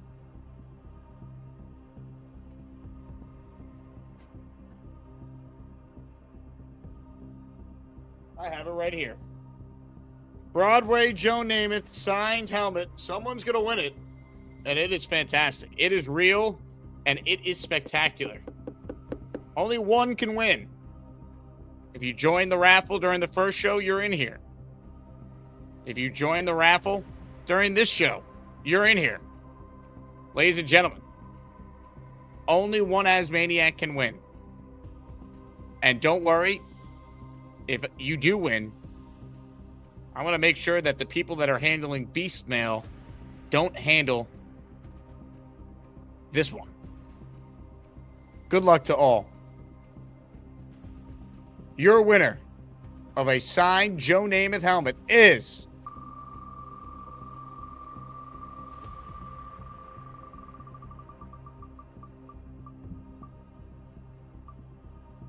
Brett _N11. Brett, not only did I get your second entry, you win, Brett. You win. Email me your full name and address, and we will get it sent out to you. Hit the jet chant for Brett. Congrats to Brett. Well deserved. What a show. A show that we'll be discussing for centuries to come. Beast versus the post office. We'll never forget it. Love all of you. Thank you for watching. It's Victory Monday. Let's root for the Giants tonight because screw the Patriots. Plus, the Giants win does help the Jets in the Tankathon standings. So go G-Men, go Jackson Dart. Enjoy the game. If you're betting on it, do it with FanDuel. I like the Giants getting 7.5 tonight. They've been close. It wouldn't shock me if they won, too. I think New England's due for a loss. All these teams we anoint as the best team they seem to have a stinker, right? The Rams just lost yesterday, for example, to Carolina. That's been the theme. So wouldn't shock me if the Giants won, but I think they'll play it tight. Should be a fun game. Let's hope it certainly is. Go Jets. Enjoy your victory Monday. I will leave you guys with a clip that definitely should be played on a day like today. Ladies and gentlemen, Beast Breaker has come a long way from when people went out of their way to rumble with them. Ladies and gentlemen, a blast from the past to send you on your way. Go Jets. Yeah, put them back on. People Shut need to up be for learning 5 minutes. life. Shut your big mouth for 5 How about minutes. you blow out your left nostril? How about you do this? Go turn your ass around and go walk the left line. How you like that, man? Mouth for a fat, ugly prick. Yeah, you pick on Bobby? What are you picking on him for? Shut up. You gotta learn his You don't lesson. know shit. When I talk, you shut up. I got a If bigger you know dick what's good than for you, you. little- You don't come on here screaming and yelling at him, you overweight piece of shit, you big mouth. Yeah, right. Yeah. The only thing Keep you talking, can go stick is a Keep donut up talking, your asshole. ass. You won't be here too long. Keep talking. right. What did Bobby do to you, asshole? I put I bitches know like you're you a in champion check. of all sports we never heard of. You got 30 years of coaching. You did this, you did that. You know what you did? You did shit. Because I've learned That's more what than you your did. fat ass You can did do shit. best You day. don't know nothing about the Jets. I'm like the Tony you know nothing Soprano, about Paul sports. Wallace, You know what you and are? Susan Dr. You're an Combined. asshole. That's all you are. This guy, I think his mother dropped him on his head when he was a kid. I tell you that much. The way he talks, he shouldn't even be on the air. This has been some show, man. Two very proud men just simply talking things out. What's up, clown? Hey, monkey nuts. Let me shut your fakey, flaky ass up before you call me a clown. You're dealing with the wrong dog in the yard because the next thing you're going to get is the Army tank, and I'm going to send one-way ticket coming your way. And just remember this. I might be big, but I'm going to be bad enough to put you out. You're nothing but a big blowhard, and you're not going to do nothing. You come face to face with me, I'll shred you so fast that you'll go running back to your boyfriend, funnel butt. Run back to your boyfriend, funnel butt, is the line of the day, Team Ricky. That was a great line.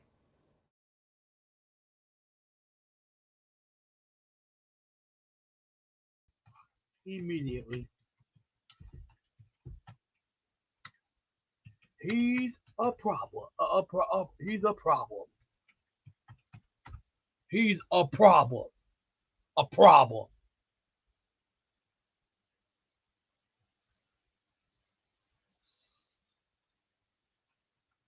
I'm sorry I don't work for USPS. This is a bunch of bullshit. You know, you can take this down. I'm sorry. This is not. This will never be me. I'm sorry. I'll never wear this shit. Shame. Shame. Shame. Shame. Shame.